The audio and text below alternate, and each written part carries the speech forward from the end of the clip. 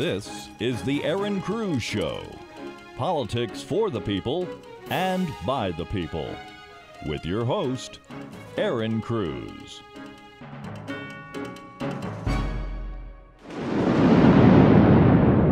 Do you see dead people? Because they're voting in California. Corrupt politicians are using dead people to steal elections. Last October, we learned that a Mexican citizen used a dead man's ID for the last 25 years, and he voted for him multiple times. A CBS investigation found that hundreds of dead people are still voting in LA. By allowing dead people to vote, the Secretary of State is telling you that your vote does not matter. You know what? Your vote does matter. All votes matter. Elections matter. Let's stand together. Let's fight for fair and free elections. I'm Mark Moiser. I'm running for California Secretary of State. I don't see dead people, but I do approve this message. Tonight we have an amazing show, as we always do, because we're talking to the candidates throughout California. But we have on with us a dynamo woman. She's a mother. She's brilliant. And she's back. Basically, this is her second time, I think, on the show, Roxanne, right? Yeah. Yes. Yeah. She's running for California State Assembly in District 46, right? One of the hottest places in California to be running. You're kind of in the liberal belly of the beast, so to speak. But it's behind the blue curtain. Yeah, but my guess is you've met a lot of really great people too. We want to get an update, Roxanne. Say hello to everybody and tell us what you've been up to. Well, since the last time I talked to you, we have been busy. There's no letting up. There's 29 days left, and we have plans for every one of those 29 days. And when I say we, I mean me and like the two people who are helping me, who are awesome. And the really amazing thing is that because there is no real party structure in my district. But here's the good news. We can do it our way. And I don't believe that the old ways, when people say, well, this is how we always do things, sometimes they just don't work. And LA, it's a very different beast. I mean, when you see the NBA playoffs and basketball teams, in every other city, the entire crowd will be wearing the T-shirt of the day. In LA, we don't wear the T-shirt of the day. We don't dress like anyone else. I'm sorry. We don't follow the crowd. So it's given me the opportunity to do things completely the way that I would like to be talked to, like a real person. Right. I don't vote for the people, by the people. Things that come in the mail. Yeah. Right. For the people, by the people. We are the people, right? So I think that what you're mentioning is true. You know, we also have a new day and age, even from, the presidential campaign with Donald Trump. Just a couple of years ago, that was kind of a transition where he had the power of social media. He had the power of being able to reach people he maybe wouldn't have ordinarily been able to reach. And in California, we've also experienced kind of an implosion of the Democrat Party where people are really seeking to look for other better options, not necessarily looking at party structure, but necessarily looking at what they need. They're looking for their needs. Because everything is such a disaster on the city level, on the county level, on the state level. All the things that government is supposed to do, provide for public safety, provide for infrastructure, those are gone. Those are, like you said, totally imploded. And there's only one group at fault. You broke it, you bought it. So our Prop 14 is a disaster for every other party. In other words, libertarians got disenfranchised, communists got disenfranchised, socialists, everyone, Greens and Republicans, by and large, got completely disenfranchised. But again, I'm a silver lining girl. The good news is we all know where the problem came from. And we all know that to fix it, all we have to do is the opposite. Right. We need solutions. And that's what we're here to talk about today, because you know what? We do hear all this negativity on the news. People turn it on and they turn it off. And they turn it off here, and they turn it off here, and they turn it off here, because they're tired of the negativity, and I believe they're working hard, and they want to see the problem solved. Stop talking, government people. Start doing. That's what those and one of the funds things are for. that's been a benefit is because I don't have consultants who will tell you, by the way, it's really important to really hit your opponent and the incumbent and say nasty things about him. I'm like, it's a nice guy. People just want to know how you're going to do the job. Unable to do stuff that we want done, but I'm not casting any horrible, motivations to him. Everyone wants to be good. Everyone wants to do good. We just differ in how we would get there. And so I've been able to get my message, and what I've done since the last time I talked to you, I think you saw I made a video. Right, I saw it. Website, and actually, can we take a break right now? I'm going to go ahead and play that. Hi, I'm Roxanne Beckford Hogue. I'm a wife, a mom, and a business owner, which means I'm in and out of this minivan all day. I love the Valley. We all have the same things in common. We want to play by rules that make sense, we want to be safe, and we want to be able to afford to live here. It bothers me that politicians are making our lives worse with bad policies. Now, normal people don't run for political office. I have a husband, a business, 4 kids, and for almost 30 years, I've been an actress and a proud union member. I was never interested in politics, but now politics is interested in everything we do. So that's why I'm running for state assembly. Our founders never intended there to be a separate class of career politicians who don't have to live under laws they pass. Sacramento politicians don't run businesses under the weight of 1 million regulations, or send their kids to overcrowded failing schools, or have to live around the criminals that they keep releasing from prison. Unlike our current assemblymen, I see what we all see. I pay the prices we all pay. Our legislators are supposed to represent us, not to do the bidding of their party bosses and grow bloated and rich and dismissive of our lives. I'm sick of this, and I know you are too. Let parents parent. Let law enforcement enforce the law. Let builders build. You are not alone. You have me on your side. I'll go to Sacramento and first do no harm. I'll work hard, be smart and fair and honest. And I will always remember, it's not my money, it's yours. Please vote for me. And spread the word by calling, snapping, tweeting, posting, vlogging, blogging, or even speaking to people face to face. I'm Roxanne Beckford Hogue, and I approve this message because you and California are worth fighting for.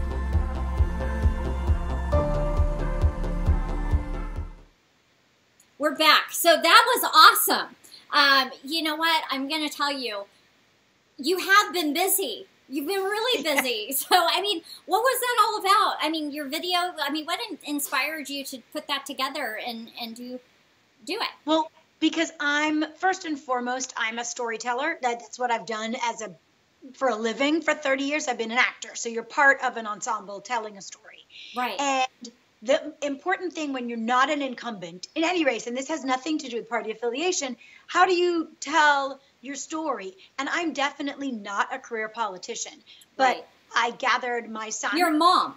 Yeah, you're so an my entrepreneur. Son helped me. You're a busy woman. A former candidate who's a friend and helping me, Brandon Sario, he helped me. And then it turns out my old neighbor, 2 doors down the street, was a script supervisor and director and huge help to me. And then we did hire somebody to help my face of a certain age look good in the light. Oh, stop it. That was the money we spent. And we just wanted to tell the story of, why am I running? What's life like? And you know what the sad thing is? So many people who no longer live in California have written me or called me and said, is it like that? Is it that bad? And I'm like, honey, I didn't even show the really bad stuff. Like, I didn't want to put pictures of the grotesquerie that we see outside our doors every day. I could have made it really disgusting, but I didn't. And that's so sad. Mm. Well, I think that saying your message, sharing where you're coming from, what you're seeing, and what you want to do is important, because right now there aren't a lot of people working for the everyday American and the everyday Californian, and that includes the homeless. That includes our veterans. That includes the people who are struggling out on the street, or the businesses that aren't flourishing like they should be because they have all these regulations on top of them. I mean, what in terms of your communication have you been conveying to the public, other than your video, have you been conveying to them on what you're going to be able to do to help them? And how has it been received? Right. I had a great town hall on Thursday, actually. Again, people from all parties came, and one of the people said, well, what will you be able to do? And I said, well, I'll do what I do in my regular life, which is if I get to Sacramento, I'm going to be a troublemaker. I can promise you that. I do not believe that we should sit quietly while 4,000 to 5,000 bills come through the California legislature and everyone tinkers around the edge. Well, maybe we can get this many people out of their cars, or maybe we can get this many people out of their cars. I say, screw you. I don't want to get out of my car. Who told you that your job is to get me out of my car?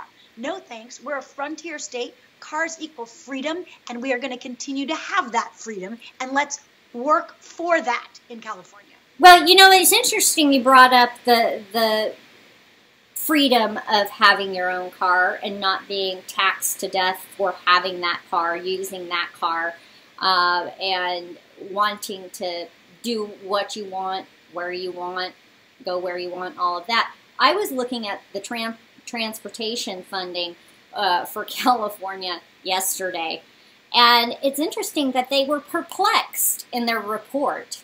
And I don't have that report for you right now, but I'll put it in the comments.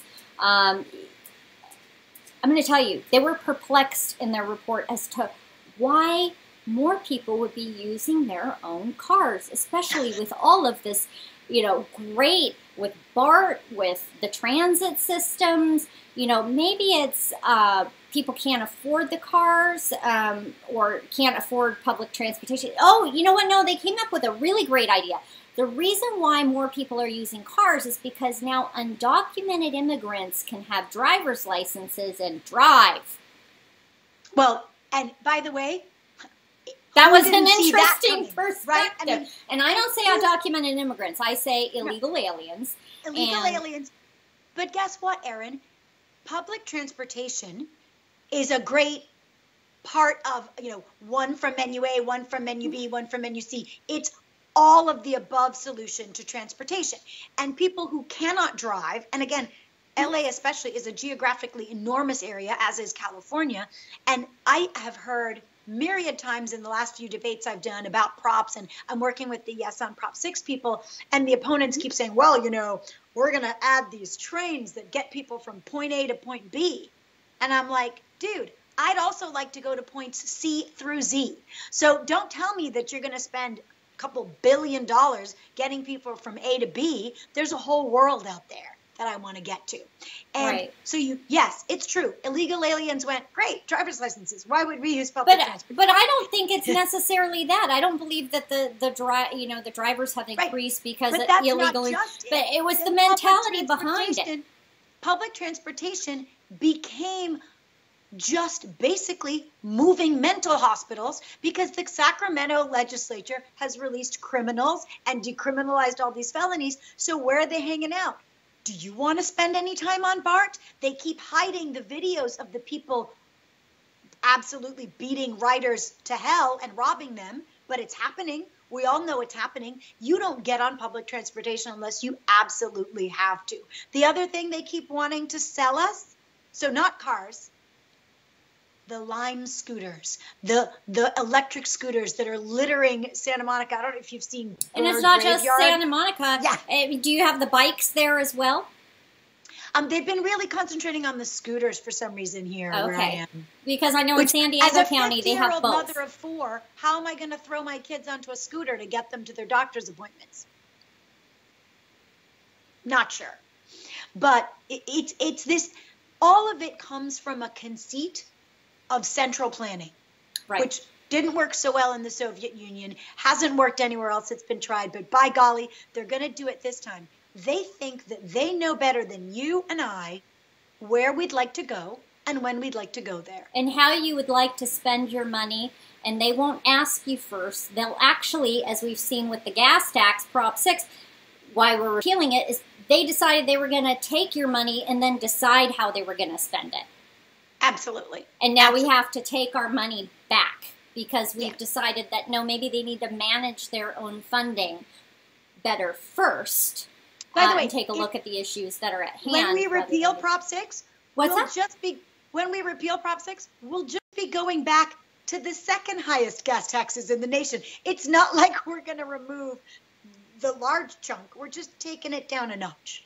Right. And we're still going to have problems that need solved. I don't know where you stand on the issues, and maybe you can share with us, because there are still issues. Infrastructure issues is a major amount of debt here in California, but we have to solve these tough problems. So those are going to have to get handled. It's just a matter of how we handle them. What is your plan after we repeal, or hopefully we move forward and we get that repeal of Prop 6 by voting yes on 6, get that money back to the people? What is your plan in terms of infrastructure and funding, making sure that we have the funding available to get the things done that haven't been done in California over the last decade? Well, Yes on 6 actually contains that plan and that funding as a nugget within the repeal. Mm-hmm. So the thing to remember is that the Secretary of State writes the title, the Attorney General writes the title and summary. Mm-hmm. So they wrote the title and summary in a completely convoluted way. Yes, but which the they gas do. Tax repeal it's really just 3 lines. They're going to repeal the gas tax, and then they're going to look at, here's what we do with the money that we do collect for transportation, and here's what we can spend it on. But the main thing that I would hope I would do, and believe me, if I get elected, I'll be part of a team of people who come from private sector backgrounds, from John Cox all the way down, who understand, like the president, how to get stuff done for less. And that includes, for example, this campaign. Why would I spend $50,000 on making a video when I can do it for $800? Right. I am not one of those people who thinks we should spend more. So if people are held accountable for not padding budgets and less government, less tax, more freedom? Wow, what a novel idea. I love it, Roxanne. Shrink government, build business. That's my entire platform. The fact is that if people were afraid for their job, and not in a, oh my God, I'm so scared, but in a, hey, maybe it makes a difference whether I show up on time and do my best work kind of way, things would get done. Maybe if we didn't keep making these ridiculous deals where the only way something can be built or fixed is by paying prevailing wages, which is code for incredibly high-priced union wages. And by the way, that protects people who are incompetent. They can't get fired. Like the DMV. I'm a member of a union. I'm a SAG member. I've been fired plenty from sets. So you can be a member of a union, but you do not have an absolute right to not get fired. Right. You have a job, but you have to do it well. We have a ridiculous duplication of boards and commissions and groups and regulations. You saw in the video the thickness of the California Labor Law Digest. That's horrifying. And we talked about that in your prior interview. Folks, go back. If you want to learn more about Roxanne Hogue, you can go ahead and go back and listen to her prior interview where we really get into the meats and nuggets of her platform. Right now, we're just getting this update. But it's true. I mean, you talked about that huge pile. I mean, it's excessive.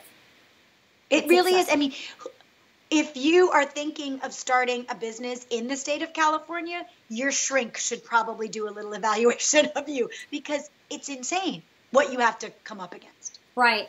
And in fact, most businesses, just from the setup and startup alone, can, suffer the consequences and can barely get off the ground and end up dying in their first year, 2 years, 3 years. And that's unfortunate.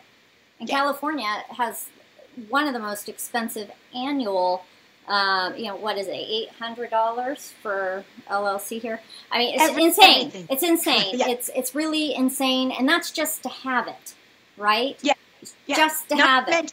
All the things you have to do and to comply with. And by the way, the gas tax, it's not just expensive for families. It's not just adding almost $800 to the bottom line of an average family of 4. That's adding to your food cost, your clothing cost, everything that gets transported over land. Right. The gas tax is adding to that. So the problem is that people in government have been trying to help. But by helping and never asking the next question, which should be, and then what happens? And then what happens? Like, if we outlaw straws, then what happens? Oh, well, people with disabilities might not be able to go out and get a liquid into their bodies who need those straws. Maybe we should hold the roll on the straw ban. Maybe that makes life difficult and more expensive for a whole slew of people. And instead we just go back to, do you remember the old days? The ads, give a hoot, don't pollute. Right. Let's just go back to that. And personal responsibility is definitely lacking, and government is not the big daddy, big mama, big papa that we see the bureaucrats wanting it to be. In fact, we as a people can manage ourselves. Some people need a little bit of pushing, but I think we can do things through incentivization as opposed to regulation, and beating the people over the head. You know, I found something interesting yesterday, and I don't know if you heard this, but we are at a 49-year low in unemployment currently, nationally. That is amazing. And in fact, I was also reading that the upshot to this is that the employers are now being forced to look at compensation, look at benefits, attract the best candidates, train the people from within, doing all sorts of great things to help their companies expand, and they're able to do so because of the tax cuts on a federal level. But for California, we're suffering just a wee bit more because of the overreach, or shall I say the overregulations of the state in terms of employment law and in terms of the regulations on the state level. What at all will you do to help the people who have small businesses, who want that less overburden and overbearing of government in terms of regulations and employment law? What will you do there in the assembly?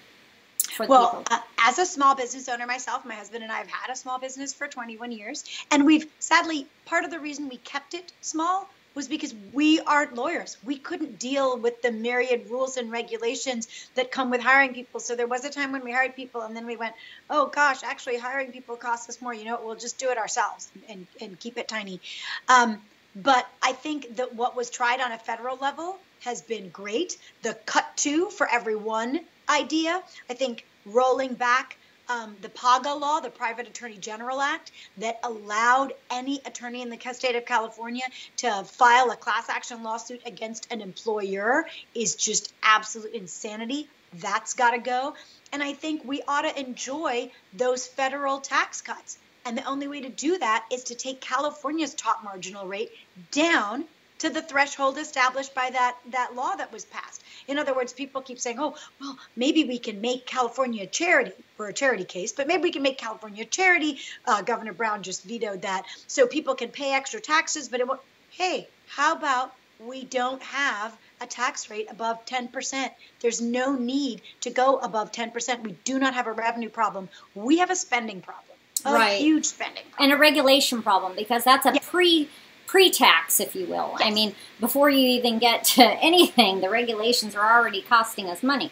So, okay, so that sounds awesome. And, you know, I'm thinking that we're getting close to the end of the interview right now, and I'm thinking that people need to know where your website is, how they can get information about you and your candidacy, or more information, how they can contribute. And also, if they have family and friends, send that off to these people. Can you give them their website? The most important thing to remember is to go to Roxanne Hogue for Assembly, but Hogue is spelled funny. People always get it wrong. So you can also go to writeunusa.org. Okay. But I think everyone needs to remember, no matter where you are in the country, how important it is for all of us to fix California, because the stuff that comes out of California, and it's bad, it's infecting every other state in the union. When they print textbooks, they're going to follow our guidelines. When they build cars, they're going to follow our guidelines. When they make soda, it's us that's messing it up for the rest of you. So to that end, $20, $25, $10 sent to any candidates, not just me here in California, will go a long way to fixing the rest of America. And you can do that at my website, rightonusa.org. Follow me on Twitter, find me on Facebook, join the conversation. Wonderful, wonderful. And folks, in case you missed that, you can find her information to contribute online. Time, Talent, Treasure. If you have a talent that you can offer, do that as well. But definitely learn about her, contribute if you can. And anybody throughout the United States who's eligible to contribute to a campaign can contribute financially to your campaign as well, right, Roxanne? Yep. And share the video, because the more people Yes. realize that, hey, real people are trying to make a difference in California, that'll be good for all of us. Yes, and if California goes, so goes the nation. So we need to make sure and get people like Roxanne in office to help us get this state on track. You know what? Thank you so much, Roxanne, for coming on the show. We're going to have you back right before the election, and we want to make sure that you give us another update. Thank you. Get out there and vote. Yes, get out and vote. All right. Give me just one more chance. I swear I will never lie to you again. Because now I see the destructive power of a lie. They're stronger than truth. I can't believe I ever hurt you. I swear I will never lie to you again. Please, just give me one more chance. I will never lie to you again. I swear. I will never tell a lie. I will never tell a lie. No. No.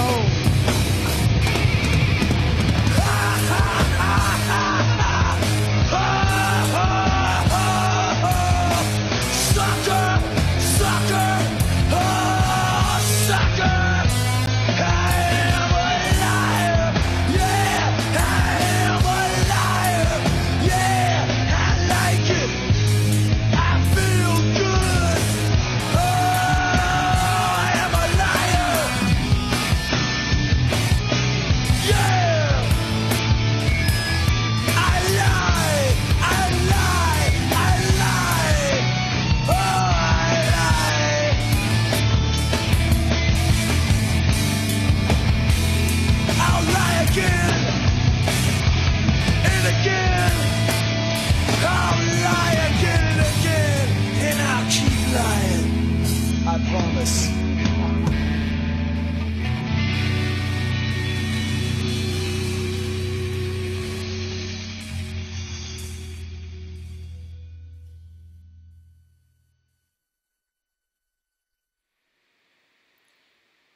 Wow. Every single video of his is thought-provoking. His information is down in the comments. Please make sure that you connect. He has so much out there for you to be able to share and enlighten the minds of those around you, be it liberal, Democrat, libertarian, freedom-thinking, Republicans, constitutional conservatives, you name it. There's a video out there for everyone. So make sure that you like and share his videos today.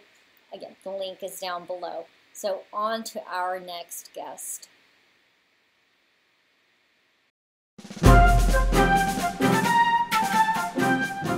And now, back to the Erin Cruz Show. Here's Erin Cruz.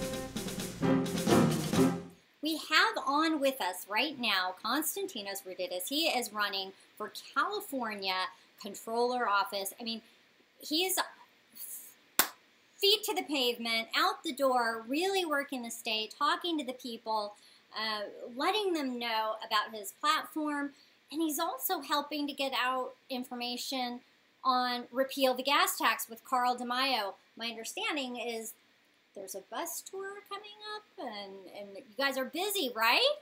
Yes, we are. Yes, I'm also the co-chair of Yes on 6 with Carl, and we're doing a Yes on 6 bus tour starting next week up until Election Day. I mean, you're going to be all up and down the state, spreading the good message. I mean, Mark Moyser's going to be there. I mean, it's a big outreach.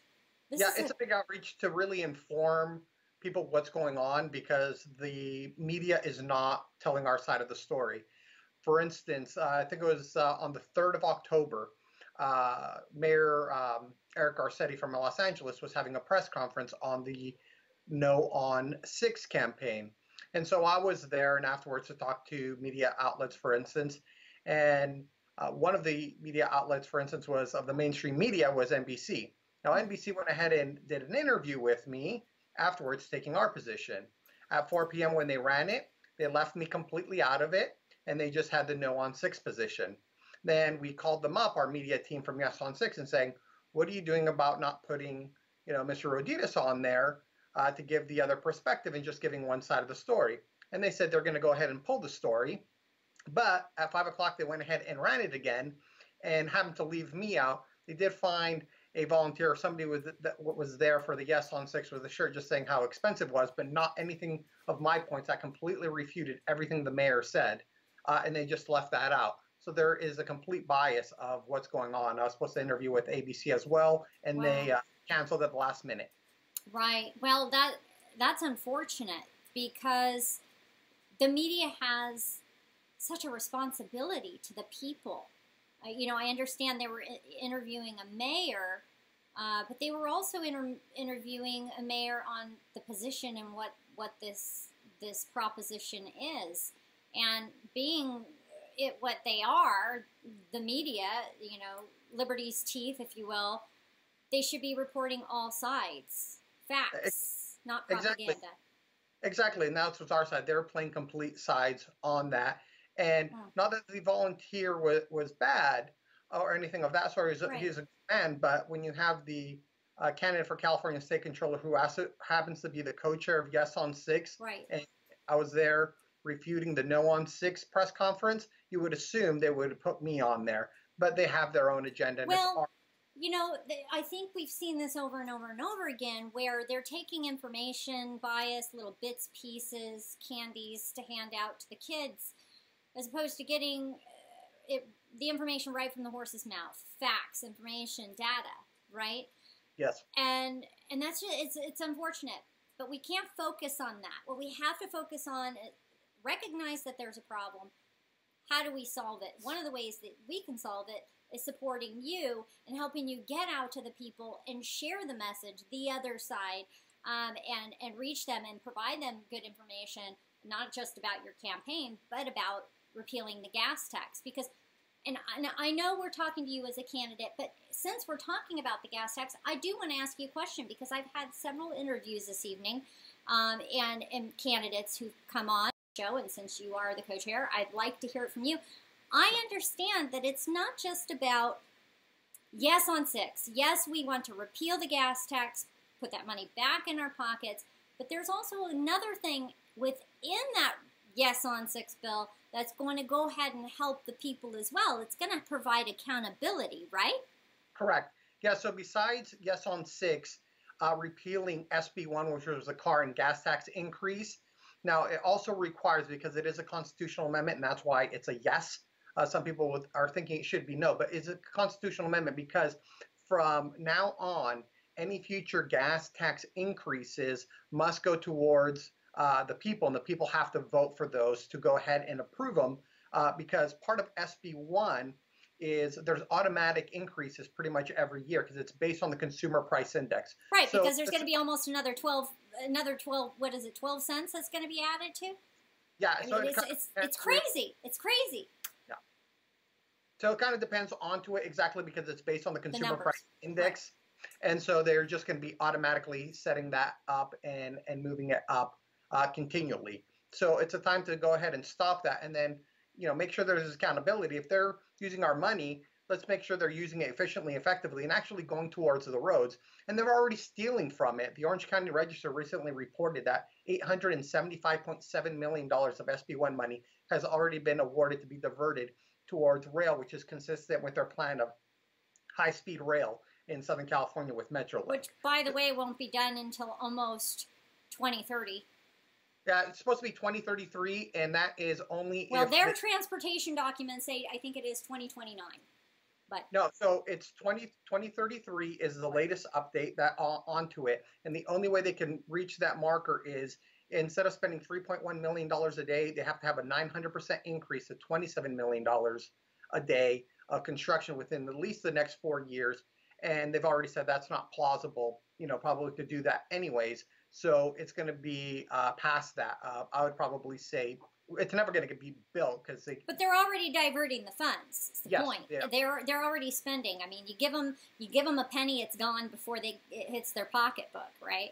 Yeah. You know, I mean, it's outrageous in terms of what they're doing, and just deciding that they want to tax the people without even asking the people's permission. So now, this Yes on 6 has that accountability in it.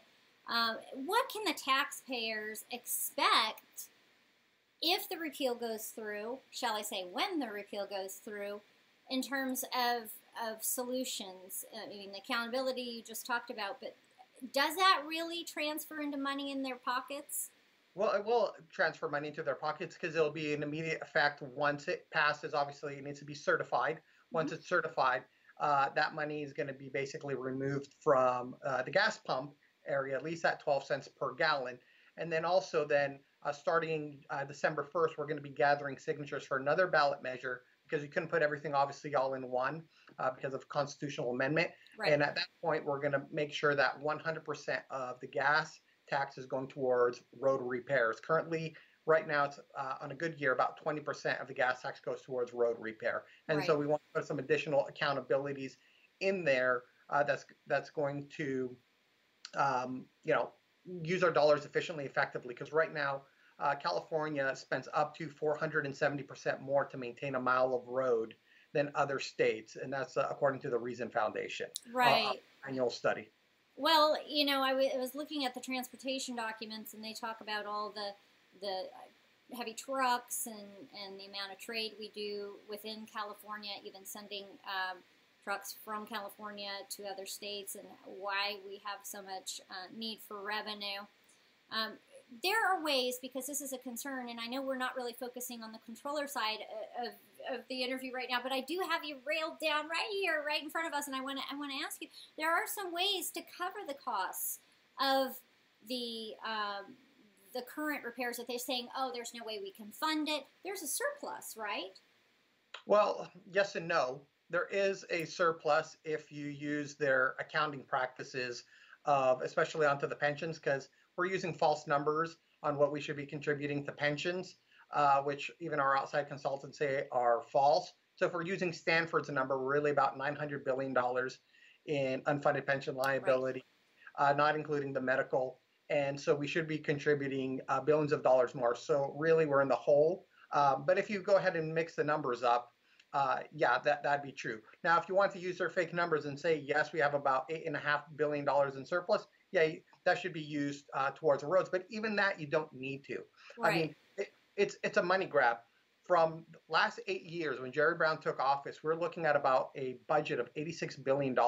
In 8 years, the current one is slightly under $139 billion. That's a 61% increase. And they put no money between all these vital projects in our infrastructure. This is just a simple money grab. And if you want to know how, just take a look at who's funding No on 6. It's about less than 200 people are the main donors.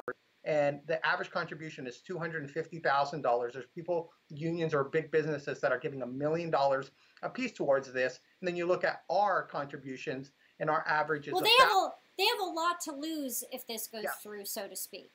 Yeah. Right. And we're collecting $37 as our average donation. Of course they do. This is billions for crony capitalists and for unions to go ahead and line their pockets from the poor and working class, and that's all this is. Well, because if you look at if you follow the money, and I could be wrong, but if you follow the money, I mean, the unions, there are a lot of unions, just say in the DMV, and in other areas, which this gas tax, if it were actually supposed to be going where it's supposed to be going. Anyway, we won't go on too much about that because I could go on and on and on. We've got to get back to, you're running for California controller. Yes. And you're doing this hard work to meet the people. You're obviously doing outreach as you're going on your bus tour. You're going to be doing this and promoting your candidacy. How are things going so far for you in terms of reaching the people? Well, it's good. I mean, it's obviously difficult because the controller's race isn't a race that people normally pay attention to. They need to.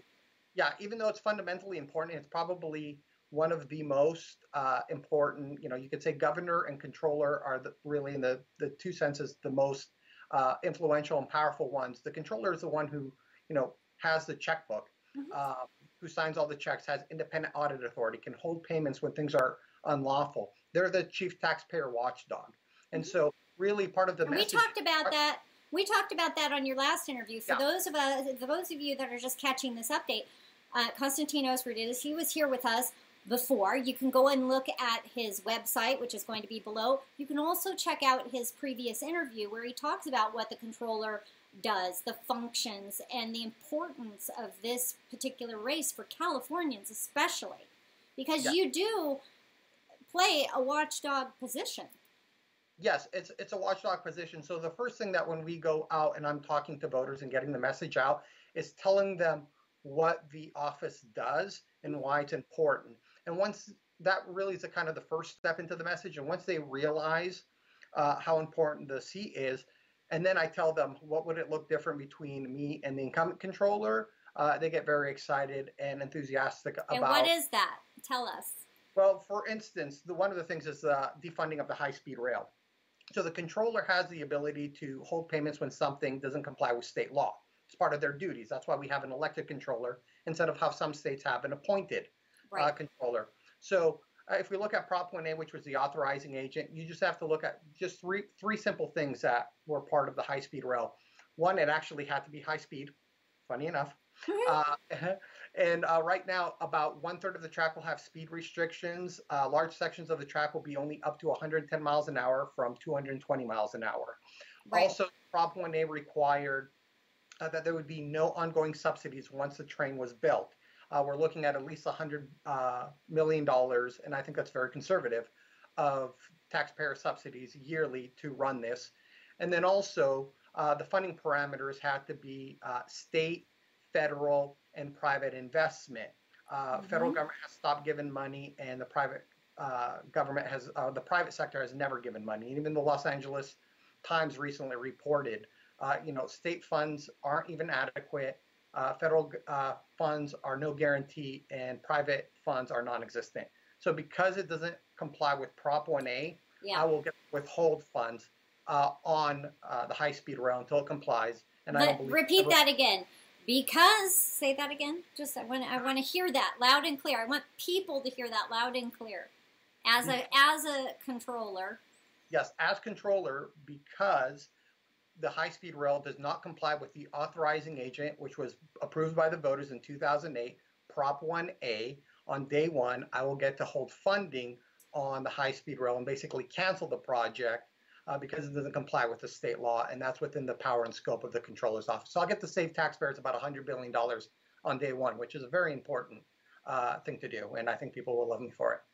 Well, that message right there needs to go all across California. High-speed rail to nowhere has been an issue, and even Democrats are upset about the idea of what they're trying to pull off, It's about 63% of people are frustrated because we're building literally the slowest and most expensive high-speed rail in the world. And it's going to take a long time, and the concern that regular folks have is by the time it's built, isn't it going to be outdated? It's already outdated before we even built it. This is 1970s technology at best. Right. There's been a lot of, and like you said, the LA Times has talked about some issues related to it. And when the LA Times comes out with something against a project, it's got to be glaring. Yeah. At least, they have some distinctions, or for most of the time, even the liberal media has been hitting kind of hard on the high-speed rail because it is an absolute boondoggle, and you can't really justify it. Right. It's not environmentally. It defies logic. Yeah, there's not going to help traffic congestion. It's going to be more expensive and slower than taking a plane. Right. So why bother? Right. Well, we're so grateful that you came on the show and that you're doing this hard work throughout the state of California, and willing to step up and use your skill base to fix some of the big problems here. Can you tell people a little bit about your background so that way they can understand? I don't know that we touched on that on the previous interview. Sure. So I'm a businessman, usually by trade, and I've also been a city commissioner in the city of Anaheim. But I spent most of my time into the private sector. So after I graduated from UCSD with a political science international relations degree, I was focused on a lot of economics and trade policies and just general understanding how business works in the world environment. I went and was working also at a think tank at the time, a private think tank, which was government reform. After that, I ended up becoming. Isn't that lovely? Government reform. From there, I ended up moving, being an auditor and a compliance coordinator at a mortgage company prior to the crash. And then I, obviously, being an auditor and a compliance coordinator, I could see the crash happening. And so I got out of that. I started establishing different corporations, and I've been basically doing that for the last 13, 14 years, opening up different companies. And so I've been a CEO and CFO, and I sit on different boards of organizations. So you know just how inefficient government is. You know the business world and how efficient it can be, and you want to take the two and help us. Exactly, because I've had government contracts or licensing with down from the municipality level to the federal government. So I understand the frustration of working with government, and we can do things a lot better. It's and that's what I want to do. I want to bring in my private sector experience into there. And part of the things that I've made a pledge is I don't take any lobbyist, PAC, union, corporation, and big business or special interest money. I'm 100% grassroots funded, and telling people, as a chief taxpayer watchdog of the state, you really need to have no possible connections or ties or anyone to even throw something at you of corrupting influence, because you legitimately have the checkbook of the state. You have billions of dollars that you're responsible for. Right. And so you're a purist. You believe in for the people, by the people, and really having that accountability there in taking office. Being that you're going into this position, and it is such a position here in California, we need more information like what you're providing today needs to reach the people. Because I think one of the reasons why government doesn't want people to understand what that position does is because the people that they currently have in there are bleeding the people dry. It's almost a protectivism position for government, to protect government, to help keep government padded and protected. And it sounds like you're going to be working for the people and obviously within the confines of the law and what have you. I'm so thrilled. I'm so thrilled. People need to know, though, about how to get a hold of you, how to contribute to your campaign, how to get involved. Can you give them your website information? Yes, it's also right behind me right there. It's cacontroller.com. So that's in California, and obviously the position controller. So CONTROLLER.com. And that's the best way to go ahead and learn more about our campaign. And then also they can go ahead and donate as well. Right. And that's wonderful. California goes, so goes the nation. You impact our state as controller in that position in a way which will impact the country, so to speak. I mean, this is huge. This is an opportunity for the people to really make positive change, actual change in a direction which will serve them better. I just love it. I love it. And I'm so grateful for you and for you putting yourself out there. And thank you. And thank you for coming on the Erin Cruz Show. And please, if you have a minute for November, we'd love to hear from you. Excellent. Yeah, anytime. Just let me know. As long as I can get a good signal while I'm on the bus tour. We can do it by phone, so. There you go. All right. Good luck and Godspeed. Thank you. I appreciate it.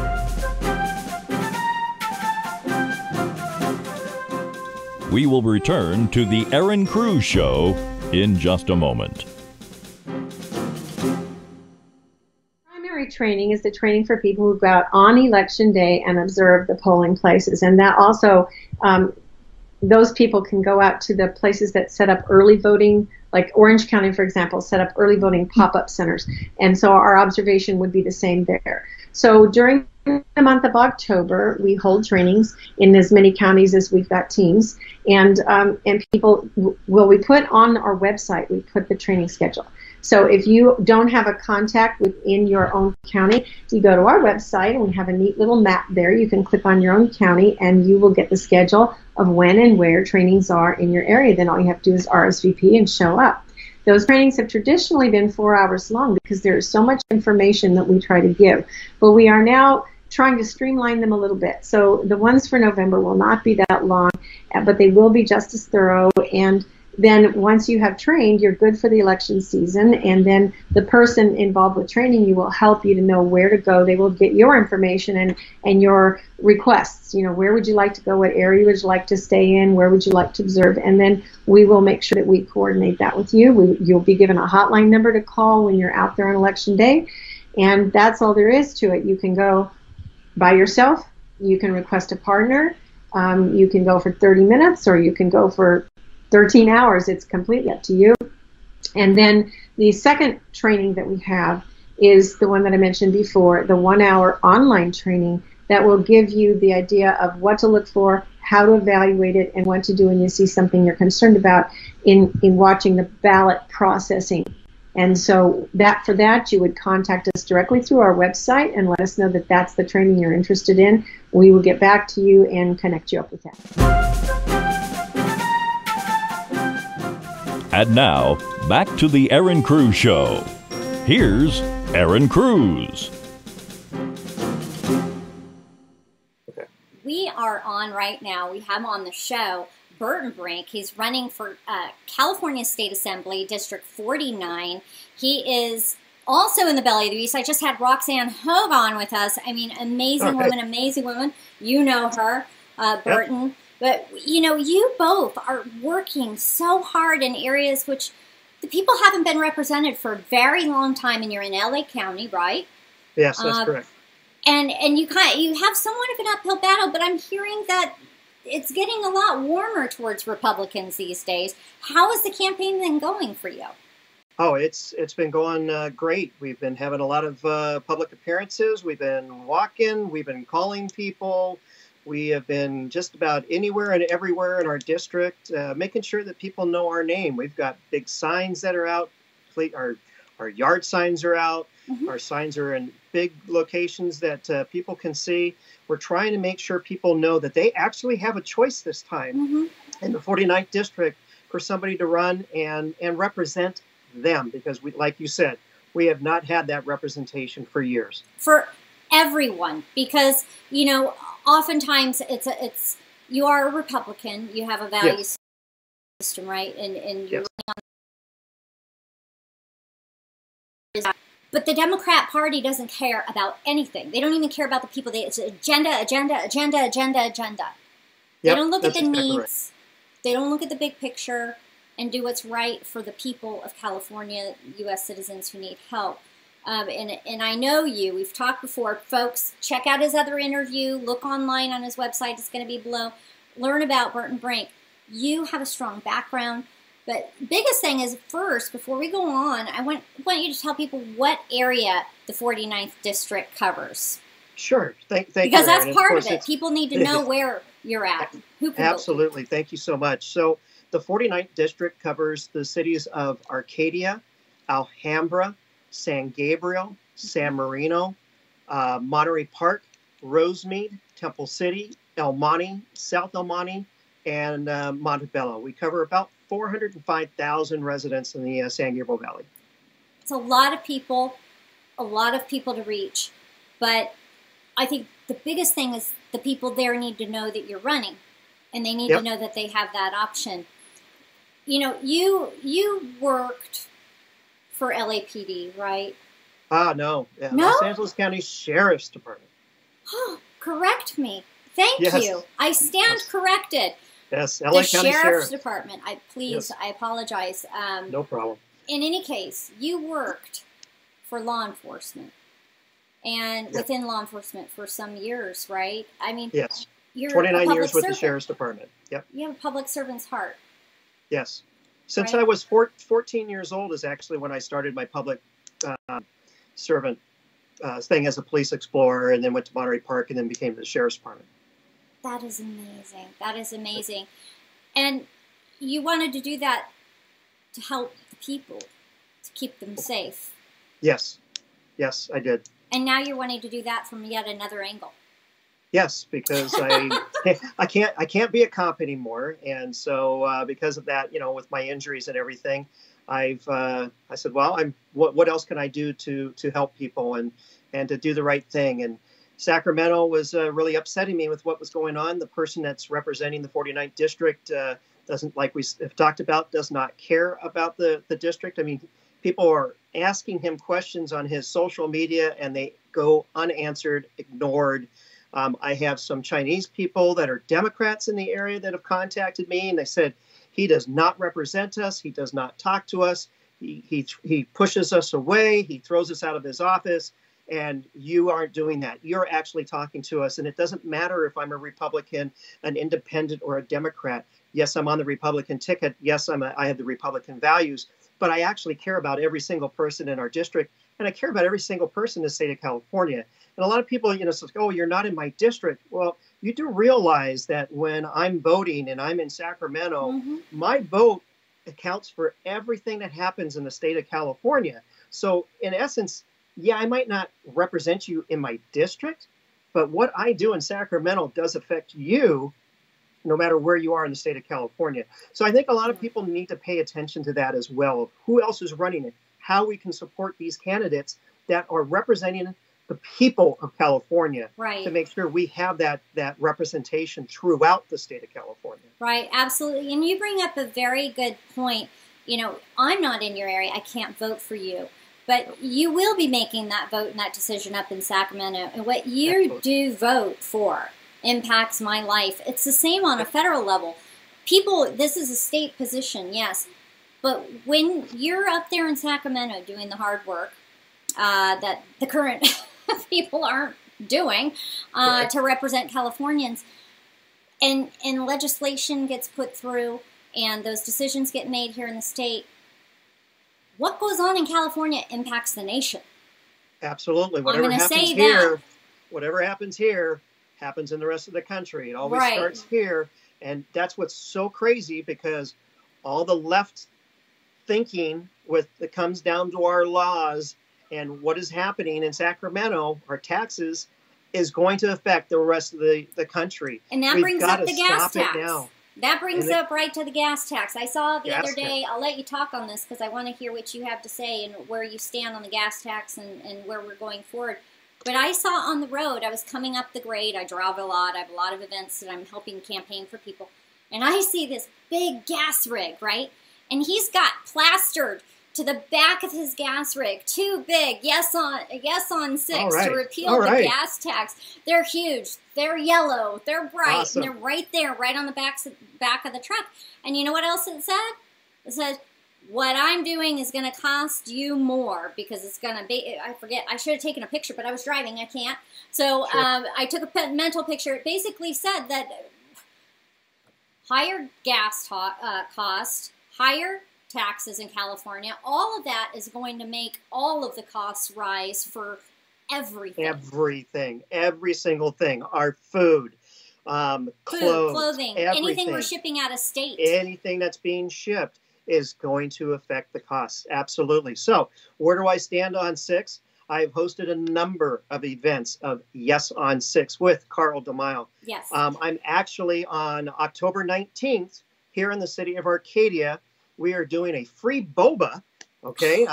I'm not a boba drinker, but everybody in the area is. Right. We're doing a free boba, Yes on 6, and meet Burton Brink here in the city of Arcadia. That's behind wonderful. The Arcadia Republican headquarters on Huntington Drive at 5 p.m. It's on my it will be on my Facebook. It's not out there yet, but it'll be on my Facebook. And please come see what it's all about. Ask questions if you're not sure about what's happening with the Yes on 6. What difference does it really make?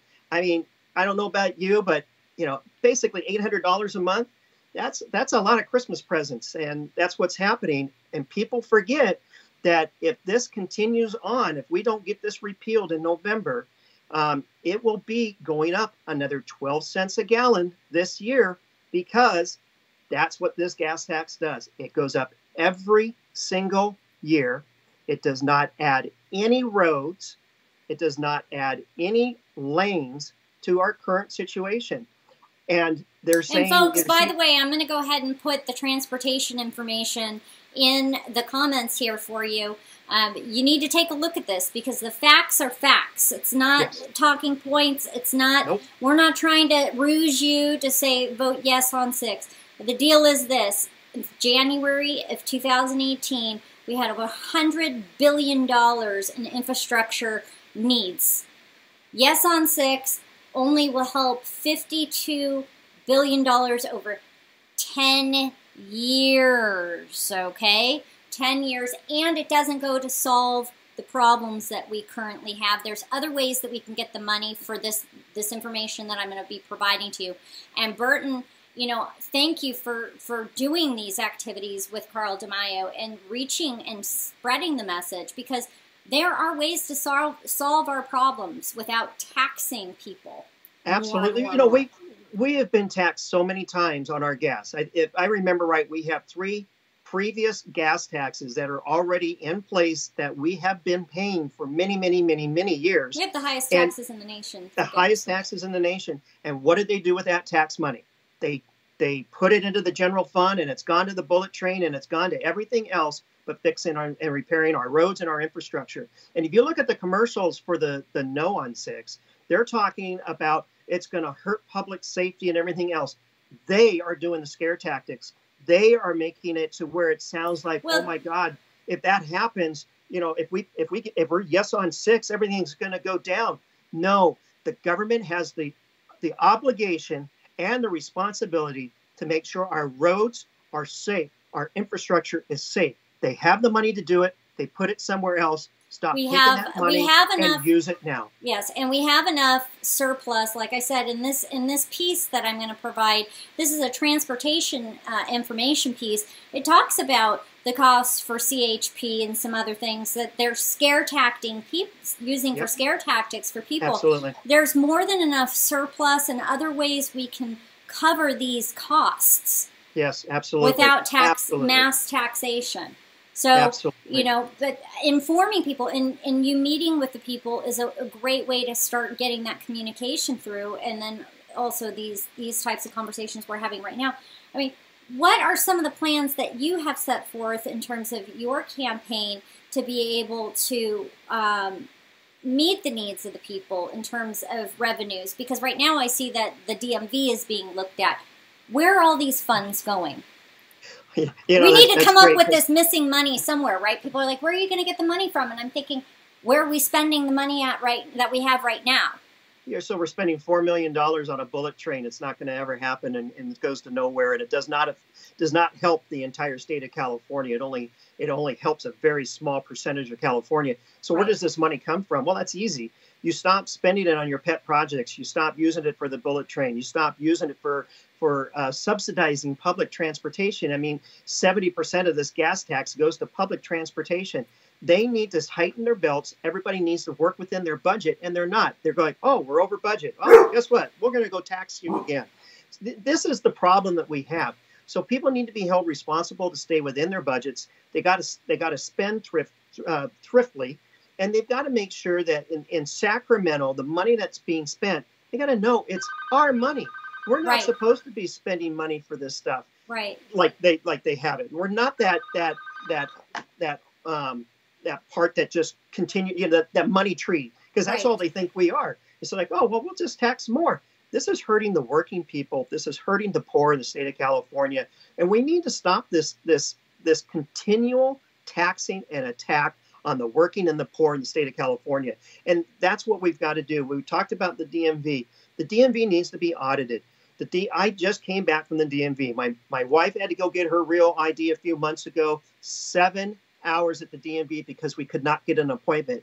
And I would have people come back to me. And I don't know if she had an appointment, if it would have been any better. I'll just be frank with you there, because I hear in some cases, I got one email the other day, somebody waited 3 hours and they had an appointment. Yeah, she couldn't get an appointment, and that's why she had to walk in. It took her 7 hours to get her real ID. I made my appointment during her appointment. So I'm 4 months down the line, and the soonest appointment I got was September 29th. They finally got it worked out a little bit. It took me an hour with an appointment. I didn't have to take a written test. I didn't have to do the driving test, but it still took an hour to do my real ID. You bring up a great topic. I'm going to have to stop you right there. I want to ask you a question. Okay. Real ID. Okay. Real ID is a real problem.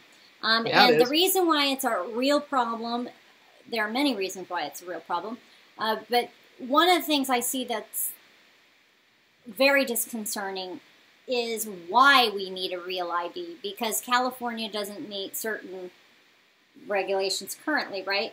On the federal level, or well, actually in 2020, correct? 2020, so right. Part of the problem is illegals have driver's licenses. Yep. Part of the problem is we have a breakdown of our lawfulness as a state. And what can you do for the people to get us back on track? I mean, this is an issue. Real ID is an issue. People aren't looking at it and really talking about it, but it needs to be dealt with. It is. If you plan on traveling and your regular ID will no longer be valid after 2020, so you need to have a passport and things like that. That is not feasible for a number of people to get that. I don't have a passport. I happen to like the United States. I kind of stay here a lot. But, you know, those are things that we have to think about is what is happening with our DMV and why were they not ready? And that's really the key issue. Why were they not ready to do this real ID? My understanding, the way it was explained to me, is because of 9/11, that they wanted to have a tighter rein on the identification, and that's why they came up with this real ID that's nationwide. But with that being said, okay, my current ID should have been automatically transferred over to a real ID based off of when my driver's license was issued. It shouldn't have been anything different because you're a U.S. citizen. They have your information. You have exactly my point. You had to go in with all of your paperwork and say, here, DMV person, here's all this. I'm established. Yep. I'm not somebody here with a permanent residency. You know, I don't have visa documents because I'm a citizen. You shouldn't necessarily have to do anything to be able to comply. It should have been. I had to come back with my birth certificate, my social security card, a utility bill proving that my address is my address. You know, we've already done all that. I did that when I was 15 years old, actually, when I got my 15 and a half, when I got my learner's permit and did all that. I brought in my social security, brought in my parents, brought in a utility for me. So we're already been established in the state of California. Those people should have been automatically put into the real ID without having to go through this. But here's part of our problem. Because DMV has not been audited and has not had anybody look at the documentation that's been going on for the last 10 or 15 years, you have had people with illegal identification, fake federal cards and that type of thing, able to get a driver's license even before illegal aliens were supposed to have driver's licenses. And that totally took away from the actual real identification that you needed. So that's why they were making us do it all over again. But I mean, that was DMV's problem. I hate to. My fault. I mean, I was born here. I was born in California, and I'm a U.S. citizen. My family have been here for generations, and it just reminds me of some of these countries where, you know, pretty much everywhere you go, you have to carry papers with you. Yep. And it's sad that we are in the United States of America. We have certain laws here on a federal level, and so there are some big issues surrounding that. So I'm really excited to actually learn more and talk to you a little bit more in depth, you know, and talk about that issue, and maybe as we get right closer to the election. But I mean, there are big problems we need solved up there in Sacramento because they've gone amok. They've done whatever they want to do. Sacramento has messed up California for so long. It's going to take a long time for us to fix it. This is not going to be an overnight fix. No. You know, a lot of people are like, okay, great. You get elected. I'm going to give you 2 years to fix it. Okay, really? You understand it took 10, 15 years for Sacramento to screw up the state? It's going to take at least that long to fix the state. Let's work it at the numbers. Let's attack it where it needs to be attacked. This is a long-term issue. Yes, but we have a lot to undo. Right, a lot to undo. Yeah, a lot to undo and a lot to fix. you know, you're brave. You're a brave man. We are so grateful you've stepped up and are running for office. You know, folks, people put their lives on hold, so to speak, and they put themselves on the line to go out there every day in a public eye and look to be a servant up in Sacramento, and for those people who are running for Congress on a federal level. I mean, they put everything out there. Their families. Look at what happened with Judge Kavanaugh. I mean, it's just phenomenal, you know, that people could come against someone. It puts a strain on our family. It puts a strain on them because, you know, we're always out going somewhere. We're always out doing something. Somebody's coming up and wants to get a picture. And, you know, it doesn't matter what we're doing. And we're trying to do the right thing. We want to make sure that we fix our state. That's why we're running. You know, it's supposed to be run by the people, not politicians. It's not the career politicians have destroyed everything, our country and everything. In our state and our communities. We need to put it back for the people. And that's really what has caused me to run, is because we are not having proper representation.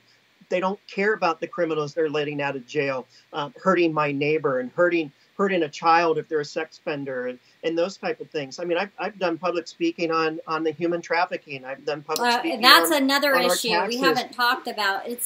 There's a lot going on here in the state of California and in communities, and especially in LA County. Yes. And in here, even in Coachella Valley, where I live, we have those types of issues. And the people want solutions, and the people need solutions. Well, stop letting the criminals out of jail. Yes. You got to make sure that your career. Here's the thing. A lot of people have fought me on this and go, oh, you just want everybody institutionalized. No, I want our career criminals to be held responsible for their actions. People make mistakes. Nobody is perfect in life. That's why we're human beings.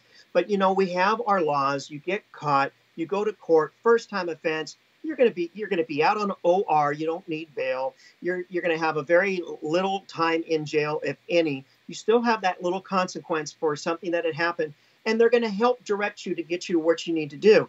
We used to have a lot of programs in the jail, but because of Prop 47 and 57, all the funding went away with that. So there are no longer these rehabilitation programs in the jail. So we need preventative medicine, so to speak, for society in terms of those individuals who are youth or first-time offenders or have made a bad choice or gotten in a situation which judges are pretty astute and the attorneys are pretty good to be able to spot those people who could be reformed and can't be reformed. I mean, come on.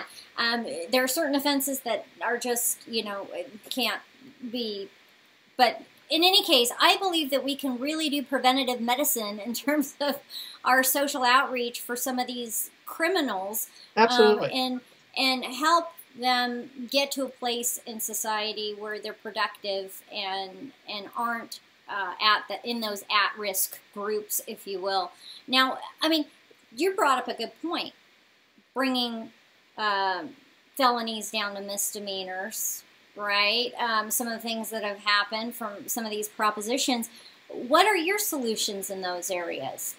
Well, we got to put them back up to the felonies. We've got to have our 3-strike laws back because that's your career criminal. Thank you.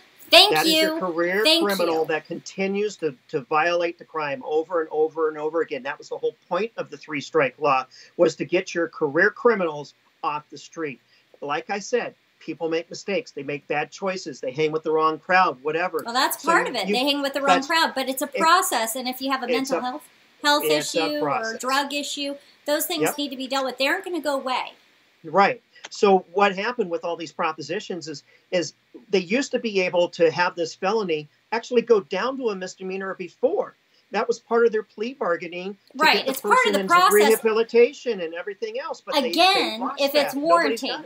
Right? Again, if it's warranting. Oh, absolutely. Absolutely. But, you know, I'm talking like the drugs and stuff. That you're arrested for the felony. You have a drug problem. Tell you what, we'll drop it down to a misdemeanor. You go into this drug program, this rehabilitation program. And if you complete the program, we'll keep it as a misdemeanor. If you violate your program, you don't finish it, and you're back out on the street again, guess what? You're going to jail for your felony time. So they give you the opportunity, but that opportunity is now gone as well because We no longer have that plea bargaining tool that they used to use to get them that help. And so now people aren't getting the help. And now you have people who are out homeless that are drug addicts and stuff because they used to be in jail or be in a rehab center to help them. And now they got nothing. So now they're just out doing their drugs and stealing from you to pay for their drugs. It's a lose-lose situation. And they're homeless to boot. So, which, you know, by the way, all of these things, people talk about the cost, where are you going to get the money? All of these issues you're talking about cost money. Yeah. You have the big bucket, you have the issues. How do you solve the problem? And we shouldn't be paying $75,000 per inmate in state prison. Well, that's another issue. That's another ridiculous. issue. You know, we got other states that are doing it for $20,000 and $30,000. You know, and you know, obviously they can swing these numbers around and do whatever. Right. But you know, when you don't build the jails and you're paying these absorbent fees for everything in the state of California, that's what picks the prices up. You know, people do a bit. Oh, it's a state of California contract. Well, I've just tripled the amount of money I'm going to charge for that job. Right. That's the problem we have. We need competition. We need the competition. And not that jails are a competition, but I believe that if we start looking at the big picture on how to spend the money, where the resources could be spent, preventative medicine for felonies in terms of how do we deal with some of these issues like substance abuse, mental health issues, you know, first offenders and these kinds of things, and get the head back on straight. You know, the 3 strikes law, we're going to need a place to put these criminal. Absolutely. And it's a 10-year program to get a state prison built. Right. 10-year program. Right now we've got state prisoners in our county jail and our misdemeanor, which is where the county jail holds is the misdemeanors. Mm-hmm. Our misdemeanors are out on the street still committing their crimes because we no longer have that 3 strike law. Right. So yeah, this is a long process because they took so long to not do anything about it. Right. So now it's going to be that hurry up and catch up. But where do we get the money from it? Again, we get the proper bidding done by contracts. Make sure that they're not astronomical fees for these things. We're not going to pay $5,000 for a toilet. You know, those type of strong audits. Absolutely. Well, and that was what I was accountability mentioning earlier. I was mentioning that earlier, Erin, that we need to audit California, not just the DMV, but we need to audit everything that tax dollars is paying for. Those need to be audited. Does that cost money? Yes, but in the long run with that audit, you will find out where the waste is. And I'll tell you right now, the amount of money it's going to cost for that audit will more than pay for itself when they find out how much money is being wasted throughout the state of California on our taxes. Right. Waste is a big issue. And, you know, it's going to take people like you, patriots, not politicians, community servants who are the people. You are us. Yep. I mean, in there working hard. And I know that you're going to do a good job. Now, you're for Prop 6. You want to repeal the gas tax. Absolutely. I mean, you want to repeal that, and that also puts another provision in place, right? It fixes some of the other issues. Yes. That's the other thing is people are wondering what else does it do? Do you have more information on that? It specifically takes the money that we are already paying in our gas taxes to fix our roads, to fix the infrastructure. It has accountability in it. It has the accountability. And the other thing it does, which is the most important thing, is Sacramento or politicians in Sacramento cannot raise our taxes again without the 2/3 majority vote. Right.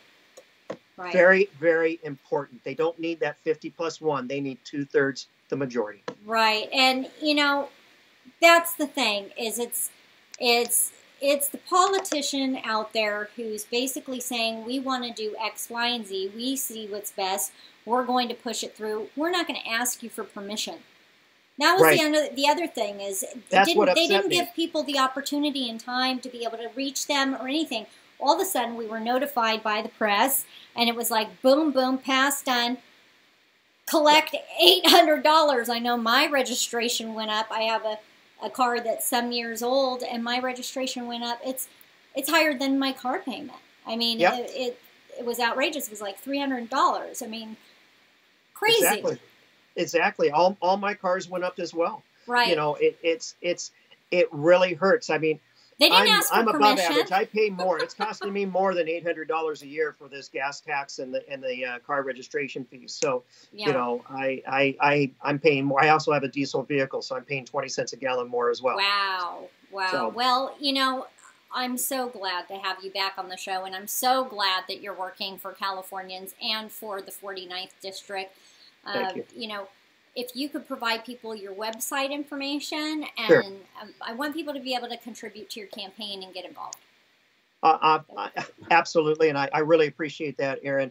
So my website is pretty simple. My website's burtonbrink.com. BURTONBRINK.com is my website. There is a donation section there. There's a chat if you want to chat with me.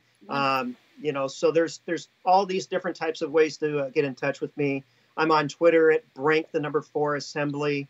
I'm on Instagram at Burton Brink, the number 4 Assembly. I'm on Facebook, Burton Brink 4 Assembly. Kind of gets that thing going there, doesn't it? Question, on your website, are there social links that people can push the button and it'll take them to you? Yes. So as a matter of fact, that's easy too. So they can just Google you, or you know, what have you. They can Google me. You Google Burton Brink, it'll take you to my website. So perfect. You know, there's all those things on the front page of my website. Down on the bottom is my Twitter feed. You can just thumb through that and see my Twitter. See there's what a you button have up to on say. top for Facebook. Yep. So and what you've been it's all up to. there. I've seen a lot of photos online. It's wonderful to see you out with people and to see people smiling. You know, we have to get back to the place where politicians, people in office, shall I say, not politicians, but people in office, are working for the people, and people are happy about it, and people can go about their lives, and it's not such a burden, you know?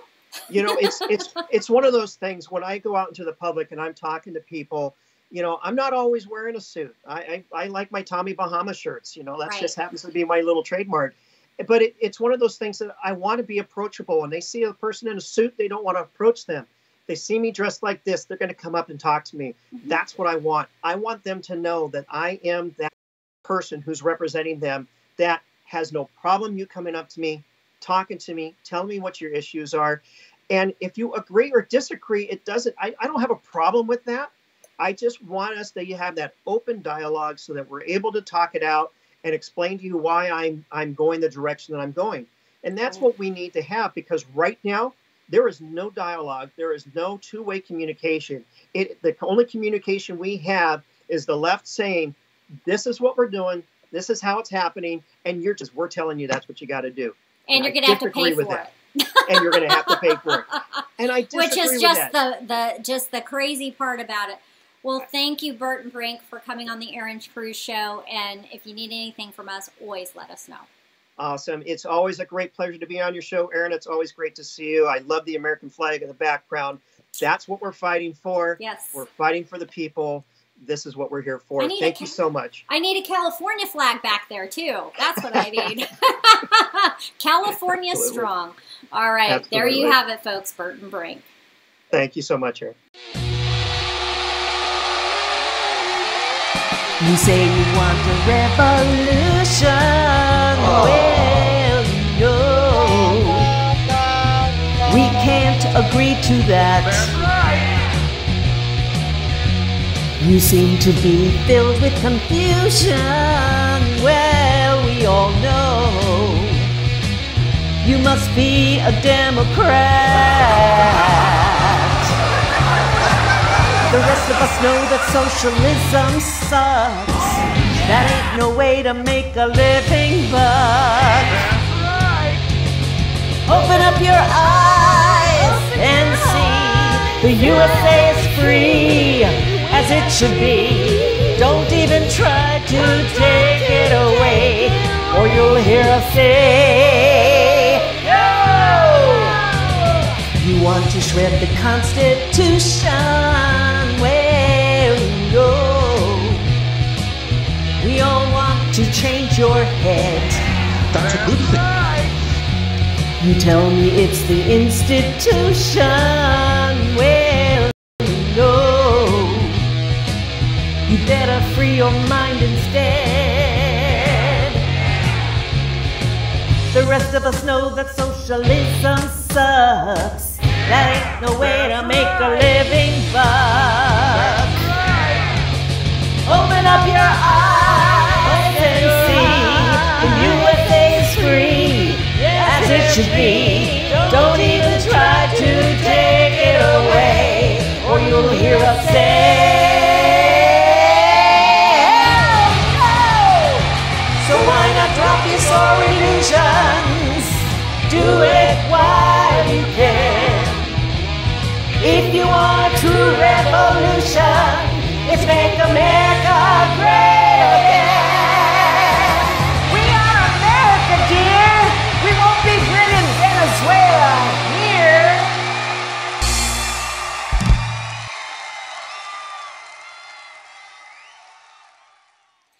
We really hope that you enjoyed that song from Songbird. She really puts a lot of effort into her music. Please go ahead. You're going to see her link to her music down below in the chat. Click it, open it, watch some of the other music she's put together, and share them with your friends and family. She definitely has a strong message to help make California and make America great again. On to our next.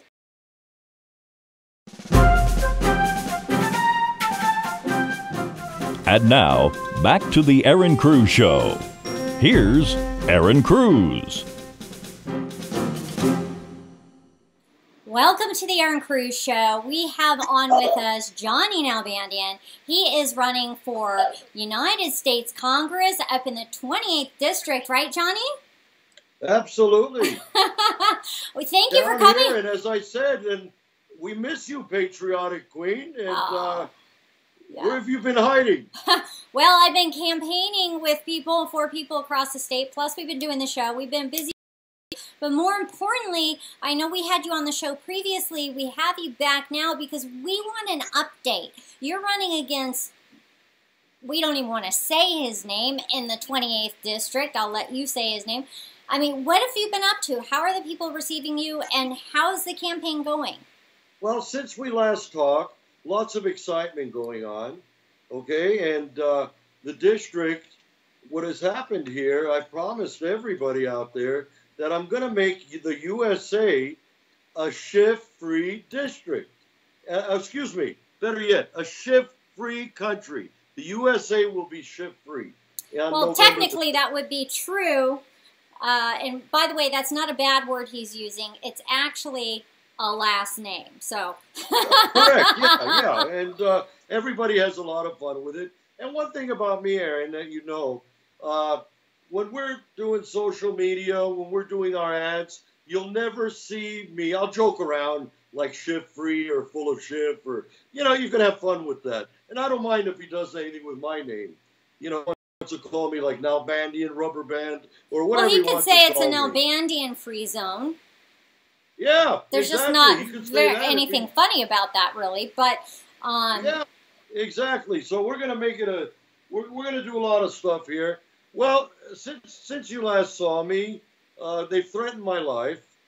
Okay, shift supporters. We were campaigning over at In-N-Out Burger. I did 2 rallies, and we got an In-N-Out Burger here. It's on a mountain. And it's got big parking, okay? So Labor Day weekend, after the lefties got mad with In-N-Out, you know me, I like to hit back. So we did a big rally in front of the In-N-Out on Harvey Drive here in Glendale. And it was very exciting. We had a lot of people come, a lot of our supporters. We announced at the last minute. We wanted to go out there and show good old In-N-Out my favorite burger. And by the way, Tommy's is my second favorite. I have to go there. It's good. You know, when I want chili dripping all over me, we go to Tommy's. Anyway, so In-N-Out, we did one on the Saturday of Labor Day weekend and the one on the Monday. Well, on the Monday, we didn't have as many people as we had on the Saturday, but we had a good shot of people. And one of my supporters, who's a great lady. She, in fact, does the audio for our town halls and everything. She goes, they were going up to the cars as they were leaving with their burgers, and I had people stationed at the doors, and, you know, I gave a speech out there. It was really cool. Right, and, right. To support in out. So she goes to this car, and these two guys, you know, she says, I'm representing Johnny for Congress, and yes, on Proposition 6. Oh, that's the guy we want to assassinate. All of a sudden, she got like shaking, got little tears in her eyes, and Wow. And ran over to me. They left, and she was all, you know, shivering, and said, Johnny, you're not going to believe what happened. I says, what? Somebody threatened my life? She says, how'd you know? I said, I knew it was coming soon, you know? I said, it goes with the territory. I've learned to accept it. So anyway, so they drive off. So I said, Tamara, did you get the license plate number? She said, no, but I know what they look like, you know? I said, okay. So anyway, care of it from there. The law enforcement knows all about it. And Good. we're going from there. Good. Yeah. So that's what's going on. Then I'll tell you another episode. Then a couple of weeks later, I got a meeting with one of the heads of the Republican Club, Right. the La Crescenta Republican Club, who's, by the way, very, very, very excited about our candidacy. They That's said, awesome. finally, That's we got really a candidate wonderful. that's got energy.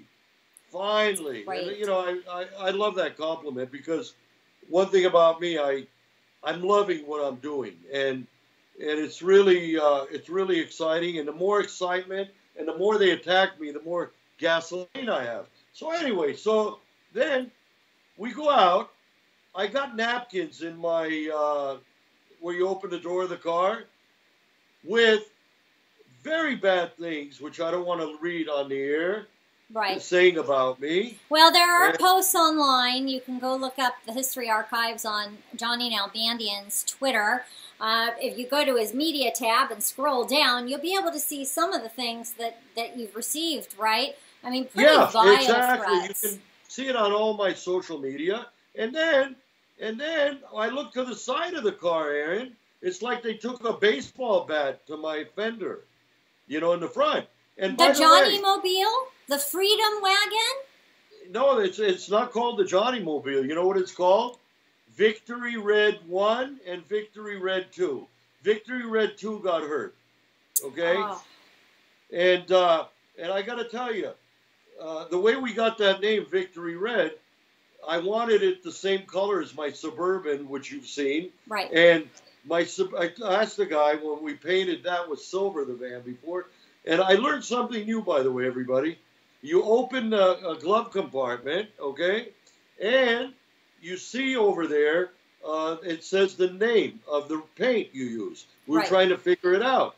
So the guy at Earl Scheib, who, by the way, did a great job for me, he's the grandkids of an American entrepreneur. If all of you have heard of Earl Scheib, he used to be the guy out there, I'll paint any car, any color, $29.95. These are the grandkids. And by the way, they're conservatives. They're awesome conservatives. They're constitutional conservatives like us, big-time Reagan people, just like me. Anyway, so they said, Johnny, you're not going to believe this. I said, what's that? He says, this color of your Suburban is called Victory Red. That's awesome. That is awesome. So then I said, you know, I've got a name for all my cars. Like I used to have Black Beauty, Silver Bullet, all those things. And by the way, so then we got it, both of them. We put a microphone in there. We're playing patriotic music going through our district. People are loving it. They're stopping me. They want yard signs.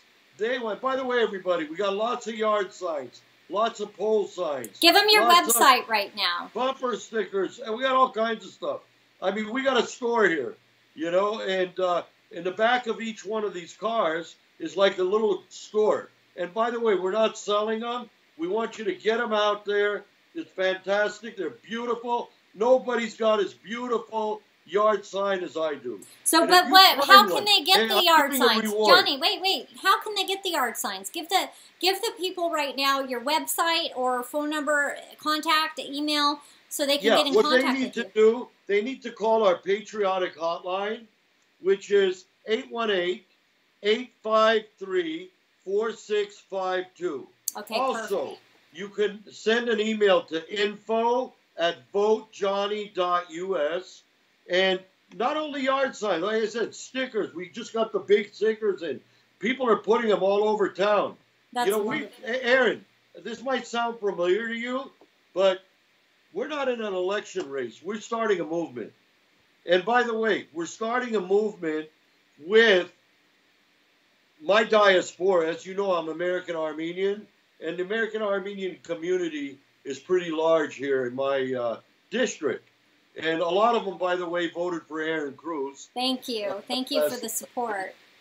And anyway, you know, we got a little problem. Like I said, we got 70% of Armenian vote, okay, the American Armenian vote. Wow. But there's 30% that are socialists, that, you know, the people that I told you about that endorsed Gavin Newsom, endorsed Kevin Elon, they endorsed all the Marxists, okay? So anyway, so right now, you wouldn't imagine the whole district is flooded with some of our yard signs out there, and we got them on poles. And people are putting on poles in their neighborhood. I had one lady, 89 years old, that is just remembers the beautiful days of my district like I do. And she just loves Johnny, and she loves everything. I mean everything. Right. On my agenda. One of my biggest fans, and I swear to God, I think this lady in her younger days was a cheerleader or something. So it's kind of exciting. That is wonderful. That is wonderful. So she's really involved. I mean, I know that you've had a couple of events, and you have one coming up, right? Oh, you better believe it. And Erin, what I wanted to say on this is I want to get back to one thing on the yard signs. I'm giving a reward, and I always say this, and I've always been. Well, we talked about the show before when I was on. We were known as the Tiffany's of the seafood industry. Right. Well, I got to say this. On my campaign, I'm running it just like a fish market, okay? Like a wholesale fish company, what I'm used to.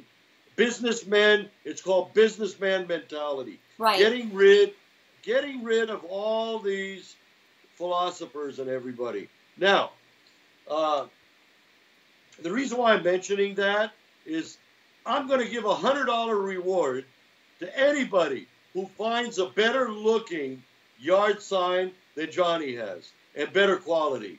So everybody listening out there, and what you could do, if I give you that $100 reward, which you're not going to find a better sign, I've done my homework, then you could donate it to the campaign and say you donated to the campaign. And by the way, with that being said, people can go to our website, www.votejohnny.us. Just to tell you folks, I'm not looking for a lot. I'm looking for a lot of people. It's wholesale mentality. As we say in the food industry, I need 100,000 of you liberty-loving, Marxist-hating, socialist-hating people and tyranny-hating people, people who want liberty and continue paradise out here, and all 50 states can contribute.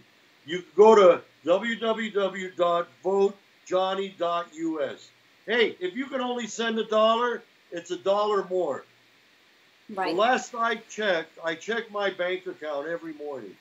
And I'm not crying. I'm not a crybaby or anything. But the last I checked, we had $1,250. My opponent has over $4 million in the bank. And by the way, just to let you all know out there, nobody owns Johnny but God. Remember that. And they'll never own me. And I'm going to tell you why. I walked out of a meeting. I don't know if I mentioned this, Erin, to you, but I walked out of a meeting of people that were very pro-Ayatollah. Wow. And I told them, I told them this meeting is over. I've had enough of them since 1979. And they wanted me to be pro-Ayatollah, plus a couple of other things. And I said, keep your 10, 15,000, and God only knows how much our campaign needs money. So, folks, you got somebody out here that's not owned, that'll never be owned. That's one of you. Just today, as I was coming home. I want to ask you something, because I just had this question come into me. Where do you stand as far as President Trump is concerned? Do you support our president, President Donald Trump? I'm going to put it to you this way, and you can second me on this. Take Trump, add 10% to Johnny. I'm Trump plus 10. There you go, folks. There you go. I love our president. I worked for the campaign. I worked for the Reagan campaign. I worked for the Deukmejian campaign. And folks, I'm 3-0 out there. Okay? Do I support our president? I live and die to support our president. God bless him. God bless Vice President Pence. I love those two. And hey, and by the way, Erin, I'm sure you saw the video. I was out there at the Trump Star, the Donald Trump Star. Do I support him? I even cleaned his star. I was out campaigning in West Hollywood, Erin. You want to hear the story? Yeah, tell us the story. I know we shared this great video of Johnny on our social media platform, and he'll tell you why he was doing what he was doing. But basically, you were on your hands and knees, cleaning the star, a star which many people have completely defaced, tried to destroy. In fact, the city has tried to remove. Tell the people the story why. I'm going to tell you why. We were out campaigning in West Hollywood. And whenever I'm in the West Hollywood area, just for good luck, because you know what? I feel birds of a feather flock together, okay? What I mean, one of the biggest things I love about President Trump is two things, actually. He loves and adores America. Yes, he does. I love and adore America, and I've been following politics since 5 years old. Now, the second reason is I feel when you get together with a dynamic businessman, it rubs off on you. And in my field, I was dynamic. In his industry, he was dynamic, okay? And he's the type of guy, you can't keep him down. You go down. I mean, the guy's had 555 businesses. And, in my day, when I had, like, my big seafood distribution processing company, well, let me tell you this. I'd go buy restaurants. I'd buy this, buy that. I wasn't just in one thing. I was all over the place. And guys like him excite me because I've been following him since 1989. And my heroes are the American entrepreneur. And as loving patriotism since 5 years old, I told you that story. I don't want to bore you this time. You aren't boring us at all. I mean, this isn't stuff. This is good information for the voters. Here's the deal. My mother used to go bananas. As I said before, my parents came to this country in 1944. Anyway, fast forward, 10 years later, I'm born. I'm only 24 with 40 years experience. Anyway, and so, but from 5 years old, my mom say, my Johnny, he crazy. He watch a politic. They watch a Mickey Mouse. They watch a Yogi Bear. Anyway, go to fast forward. I was supposed to go into politics in my 20s and run for office. I was being groomed by the American Armenian community because I'm not a birther. I have a birth certificate. I'm born in one of the original 13 colonies. Okay? Now, then I ended up at 19 years old because I said this family will never see this day. I opened up the Valley, the San Fernando Valley's very first seafood company. And we took our sales at its peak from 0 to 60 million a year, selling 2 million pounds of seafood. Wow. During the 80s, as I said, I worked for the Reagan campaign. Right. Then I worked for the Deukmejian campaign. And at that point, I was 2-0. Then, in 1989, during the 80s, I loved entrepreneurs. Like, I'm going to name a few that I love. I love Colonel Sanders. I love his story. If all of you want to see an interesting, amazing story, it's the Colonel Sanders. I love Ray Kroc's story, McDonald's. Lee Iacocca. And one of my all-time favorites, which he was born in Fresno, though, California, and he was an American Armenian like me, was MGM's Kurt Gregorian, who was dirt poor in the streets. And the guy became a multi-billionaire and a very beautiful man, God rest his soul. He just died a couple of years ago. And so I read The Art of the Deal when it came out. I mean, I just love following entrepreneurs. And I've been wanting our president to run many, many, many years before. But I guess God has a plan for all of us. And it's like me. When I couldn't run in my 20s and I had to be in the seafood industry and I had to sell dead fish every day, well, you know, I said to myself, I'll be back in politics. But I got very involved. I got very involved with the politics of our seafood industry. Who we, by the way, the NFI, which is the National Fisheries Institute, is a nationwide organization, and worldwide also, by the way. And the California Fisheries, I was on their board of directors. And we never endorsed anybody because I didn't care. But a lot of the other members on the board and was not to ever endorse any candidate because liberals eat fish too. So they didn't want to alienate. It was a business thing. It was a business decision. So now, But Johnny, you know how determined I am. You know, I'm the type to throw me on the floor, get up and fight even harder. And so I argued with the board, and I says, guys, Carter's destroying us. So I looked at all the board members, the 7 board members, and I pointed at each one. I said, Max, is your business down 10, 20, or 30%? And I went right down the line. Everybody was down, plus a bunch of regulations as well. I'm talking 1979. Right. So then I twisted their arm. We went out there and we endorsed the great Ronald Reagan, and the rest is history. And they chose me to go out to the other protein groups, poultry, chicken, and also the produce industry. I got everybody's endorsement towards Ronald Reagan. And as you know, we won in a landslide. And then we got another beautiful conservative that's running, and that's Governor George Deukmejian, who, again, is an American Armenian like me, born in Long Beach, California. And this man, totally conservative, doesn't have as big a mouth as I do, and he's kind of like the opposite of me, personality-wise, but his ideology, totally constitutional conservative. And he became one of the greatest mayors there ever was. So I worked with him.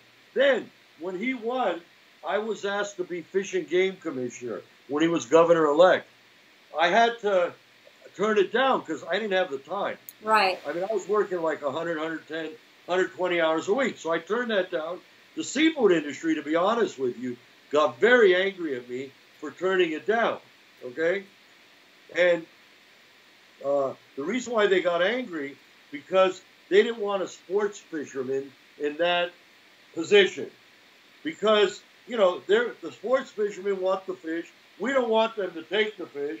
It was kind of like a friendly competition thing. But anyway, so then moving on, all throughout the years, I wanted President Trump, who was out there to run, who, by the way, at that time, all the liberals, all the Hollywood movie stars, all these cockroaches, they were in line at the Trump Tower. Whatever he did, they were in line. They give him awards. They give him this. Wait, what? Wait, what?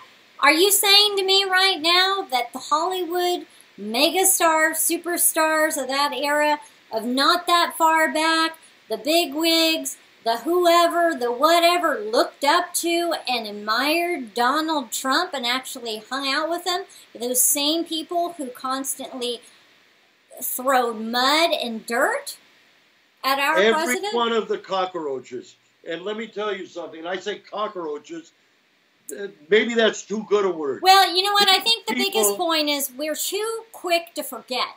We're too quick to move on just because of the newest, latest, and greatest thing. Not to just respect the time that we're in, respect the past, and really look at things and take them for what they are. And you know what? These people, they're so quick to just throw dirt at him. Why? Erin, I'm going to tell you something. You could put, okay, an R next to Jesus Christ, and I swear he would have went through the same thing our president's going through. He would go through the same thing that Mike Pence is going through. These people don't have a message. I want to ask you a question, Erin, and Tristan did the numbers here, okay? And this was 2 weeks ago. It probably multiplies a little more. Go to my opponent's website, not website, Twitter account. He has 2 Twitter accounts, okay? Go and scroll through and find me where he says anything about our community. It's Trump, Russia, Russia, Trump. And speaking of hypocrites, and my guess is it's 100% negative. You know, I think that his priorities are off base. He's not thinking about the community. He's not thinking about the people in his district. And he's not thinking about the United States of America and what's best for the people of our nation, of our republic. He's putting his own agenda before the people. It's wrong. Well, I'm going to give you a number. It's 1,483 times he has mentioned the name Trump. Okay? And you know how many times he's mentioned a community with movie star pictures of him and this and him at his holding with some movie stars holding some cupcakes. And by the way, we had a beautiful meme we made.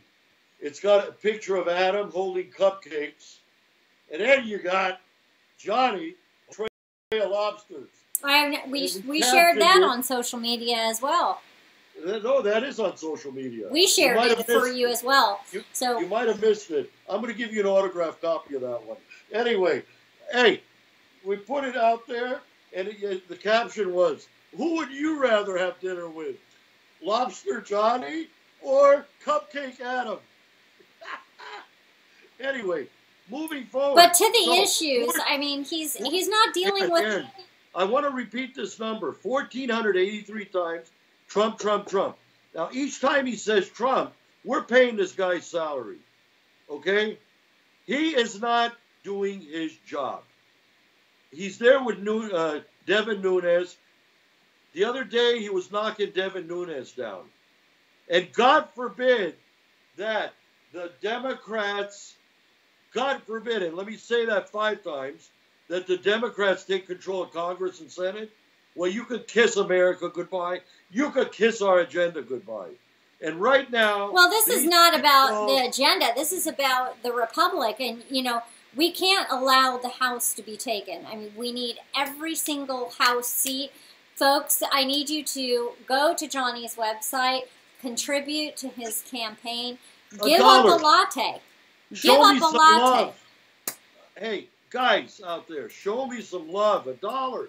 $5. I know times are tough. I know there's 435 congressional candidates. But Johnny here, not to take anything away from the others, but I always name this. Johnny's up against President Donald J. Trump's president of the Poison Club. He's the leader of the Donald J. Trump, or president, chairman, whatever you want to call him, okay? Poison Club. The vice president is Brad Sherman, another goofy one. And another one that wants to obstruct Then you got loudmouth Maxine Waters. And I told her on my show, just shut up yesterday. I mean, I've had enough for her. And there was and I got to tell you this, Erin, there was a picture that I saw, Adam Schiff at one of her rallies, clapping, okay? And you know, what you see is what you get. I'm not an eloquent speaker. Maxine, be quiet, shut up, whatever it takes. You're going to get one of us conservatives killed. I've been attacked, I've been threatened. And you got Adam up there, who I thought would disavow this action, and he's clapping. Then you got, in Benny's district, and by the way, against Sherman, our dear friend Mark Reed, he's the man over there in District 30. I think he was on your show a couple of weeks ago. Anyway, and then you got Omar Navarro, another good guy, working real hard out there. We need to get Omar in there. And then you got Cardenas. And here's another sex maniac, but they hide it. You don't hear about it. You don't hear about it in the news media. News media, stop reporting 94%. And that's the number. And by the way, that number is from Harvard. That's not out of Johnny's head.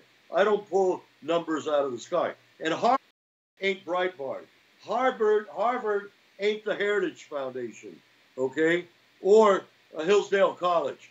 It is a left-wing total college, and they came out and said the news media is reporting 94% negative against our administration. Now, right, it's a propaganda machine is really what it is. It's not the news of the heyday of America, and we need to get back to them reporting and being America's liberty chief. You know, Johnny, we're coming to the end of the show here. I want people to really understand about your platform, where you're coming from. You love America. You have a strong business background. What are some of the 3 top initiatives that you're going to move forward on? If you could give that to the people real quick before we wrap up, because I think it's important for people to hear this. Well, real quick, part of it was an event that I did. One, I did our first town hall. We're having 3. Number 1 was small business related, okay? I'm for economy, business. And I'm a strong believer. These lawyers got to go home. You need a few of them. These career politicians have got to go home. So my first town hall was small business. My second town hall, which is tomorrow night, but before I go there, I want to go in chronological order. Then another very big issue with me, and this has been an issue with me for 20 years, and I can't tell you how much and all of these are equally important to me. I can't tell you how much I've donated of seafood to the food bank, okay? And then what I would do sometimes, Erin, on my way home, I'd see a sign, McDonald's or Jack in the Box, they'd have dollar cheeseburgers. And nobody would know I did this. I used to love doing it because I felt a self-satisfaction. So I'd go to McDonald's, okay, and I'd buy, let's say the cheeseburgers were $1, I'd buy 100 of them. Plus I'd buy cookies and stuff. As fries get stale. Then I'd go find a homeless pocket, sit down and eat with them, you know, and talk to these guys. And I've been doing this for 20, 30 years. We didn't have as many, but I would say since the 90s, beginning 90s, because God helped me in a lot of things. So that was my way of kind of giving back. And I did that a bunch of times. Now, I did it on a very big scale. So, as we talked about at the beginning of the show, the Democrats were picking on In-N-Out. Okay? And so, I got an idea. I went, and where I used to drive my Schwinn bicycle, Schwinn Stingray, by the way, and then I used to go to junior high right down the street at Thomas Star King. I used to play baseball for them. Star catcher, by the way. Anyway, I made friends down there. And I told them next Thursday, this was a couple of weeks ago, that Johnny is going to bring a 70-foot in-and-out truck here, and Johnny will be giving 250, 300 burgers. And I gave them a bunch of flyers. I said, get everybody here. Well, guess what? We ran out of burgers. We gave away exactly 260. We ran out of burgers at quarter. It was supposed to end at 7. We ran out at 6:45. We were dancing in the street. I mean, you've seen some of the videos. It was a fantastic event. And I got to tell you something. They love our president. They love Johnny. They love what we stand for. And I told them help is on the way. I said, I'm not giving handouts. I'm going to give you a ladder up. And that's an important issue with me. Very important. So business, a hand up, not a handout. Now, what's the third part? What's your third top initiative? My third issue is this. You know, I love kids. I'm still a kid, actually. And, you know, you and I have talked off the air, and you know how I am. I'm not your average 24-year-old. Anyway, so I got to tell you this. Kids, I'm scared of their safety.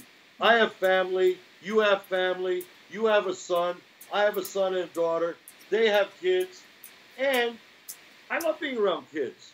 Now, tomorrow night, our third town hall is called, and you're going to love what I'm going to do, and it's going to be called Family Night. That's wonderful. Family Night. And what I have decided to do, on the panel, we're going to have Ricardo Benitez. Good. Who's very good with kids as well. Mm-hmm. And he's running in the 39th District for Assembly. And then we're going to have Benny Bernal, okay? Benny Bernal. Whenever I say Benito, I feel like saying Mussolini. Benny Bernal, beautiful guy. He's the guy running against Cardenas. They'll be on the panel. That's and wonderful. Guess who else will be there with us? Adam Schiff? No. By the way, remind me, I'm going to be debating him on the 24th. Good. And I'll explain that in a minute. Anyway, with the League of Women Voters. But anyway, so guess who else is going to be at our family town hall? Who? Okay, Candy, the liberty-loving clown. And she's going to give a little talk to the kids that are going to be present and to the parents, because she's a parent of 4 children. And she's a single mom herself. Right. And her kids are very respectful. They're very patriotic, and they love America. That's wonderful.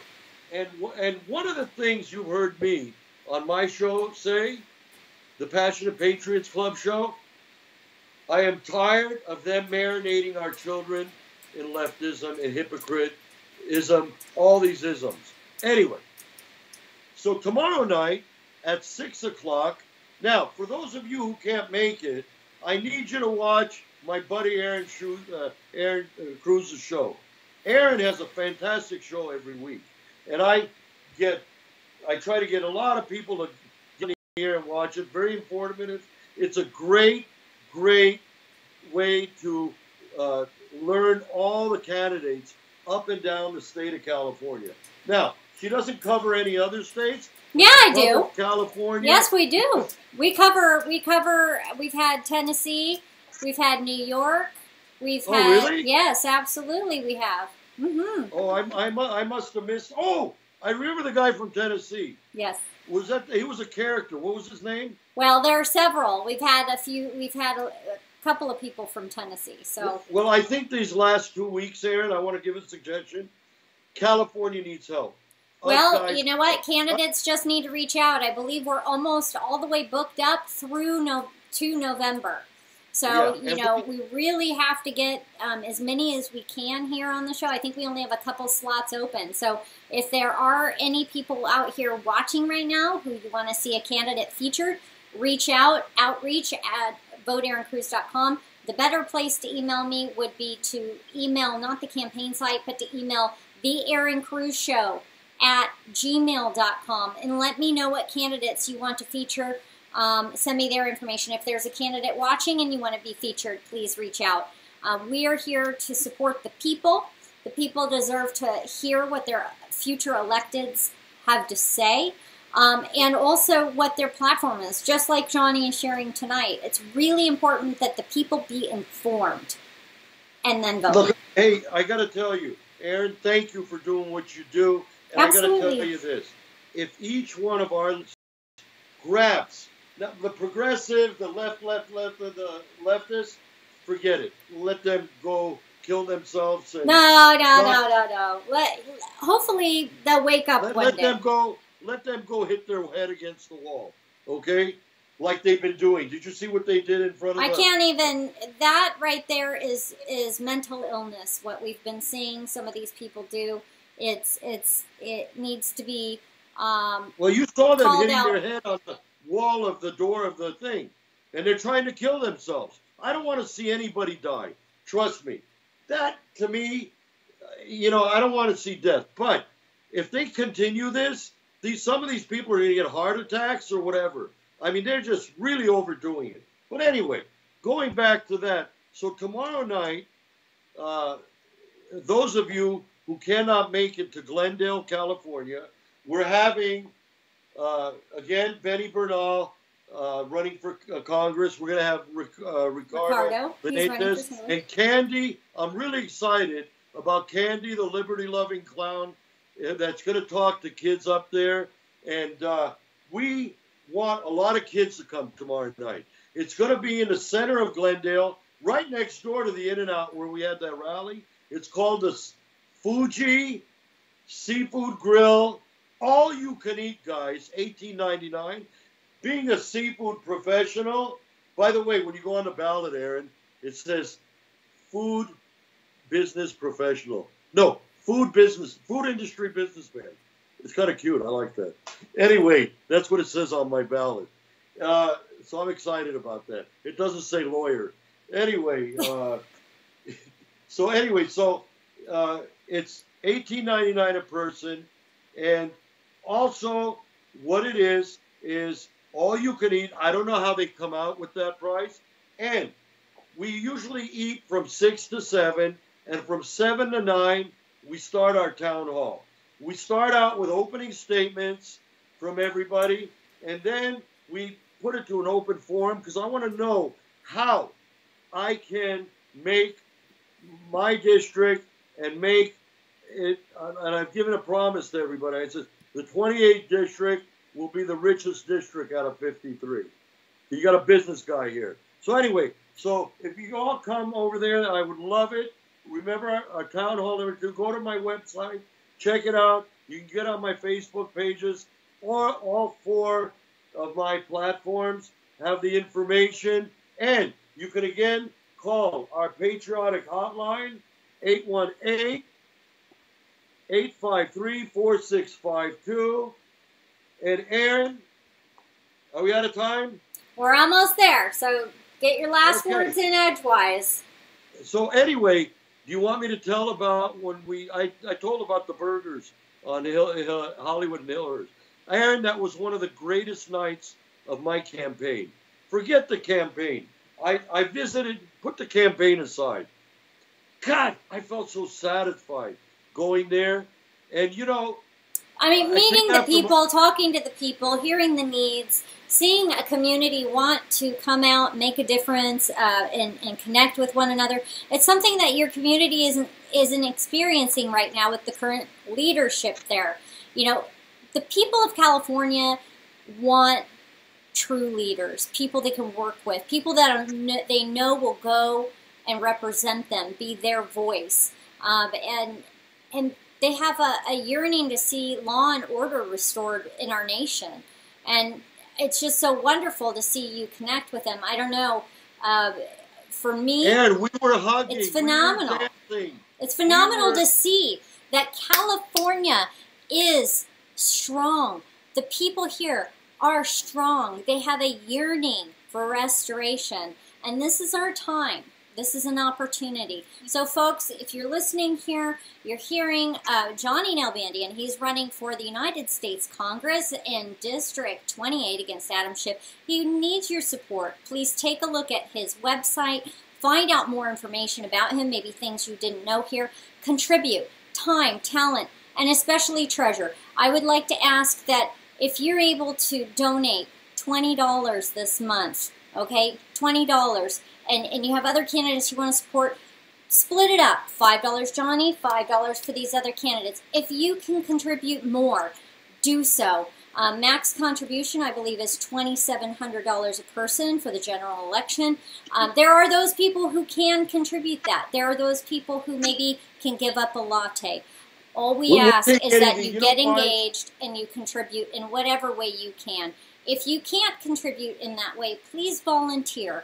If you live in the area, contact Johnny, and he'll put you to work, by golly. He'll have you out at one of those town halls, and you'll be able to see the kids' smiling faces and help in the community restoration, because that's where it's at, right, Johnny? Absolutely.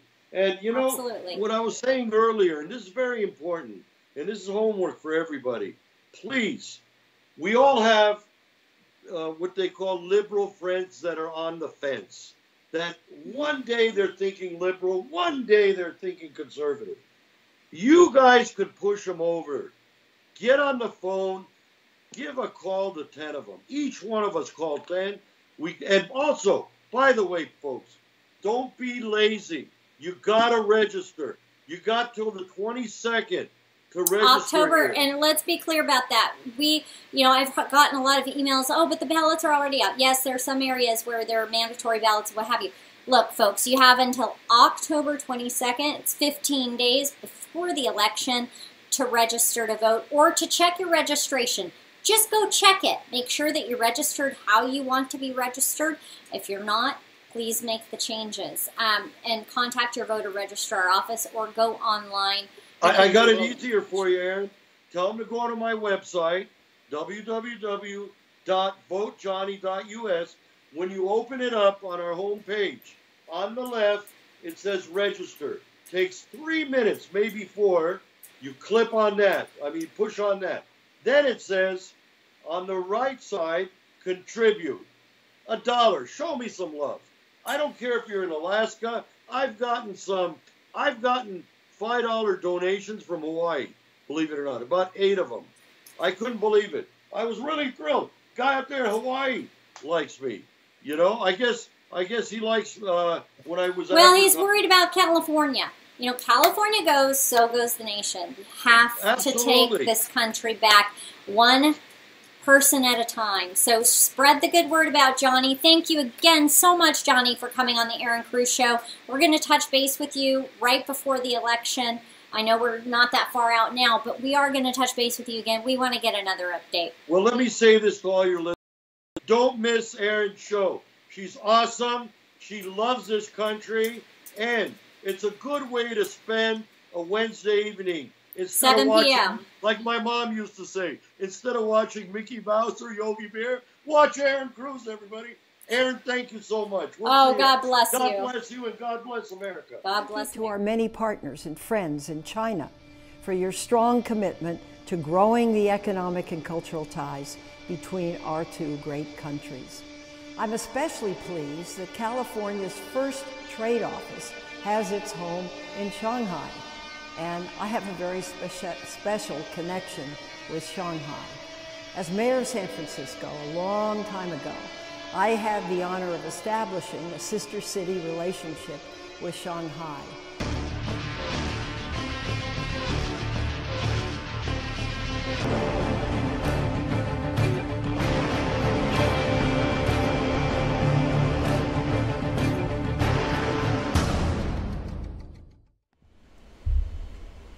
Thank you again for joining us for another edition of the Erin Cruz Show. We are hoping you learned a lot of information about different candidates throughout the state, from assembly members, candidates, all the way to United States House of Representatives. Great information. Please check out our website, erincruz.com. Share it with your friends. Make sure that you share the individual interviews. They'll be coming out in the next day or so. The other thing is, please, if you can, like, share, and subscribe, as it says below. Everybody in California, Democrats, Republicans, Independents, Libertarians, no party preference, all of us need to make the smart and wise choices for the future of our state and the republic. If you're able to, please go to our website, to the Erin Cruz Show tab, scroll to the bottom, and contribute. Tonight's show is made for you out of time, love for country. But really, we need your help to keep this going.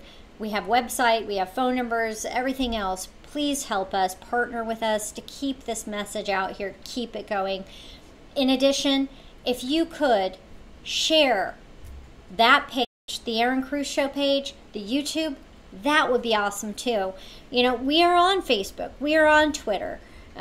There are many ways people can get involved. We have what's called Team Erin Cruz. You can go to erincruz.com, sign up to volunteer. You can go to another page, which is linked at the top, and get involved in other ways relating to my vision for the country and for the state. Please, it's going to take many, many of us banded together, united as one, to take our country and this state back. Be a part of the revolution, America. God bless you. God bless California. And God bless the United States of America.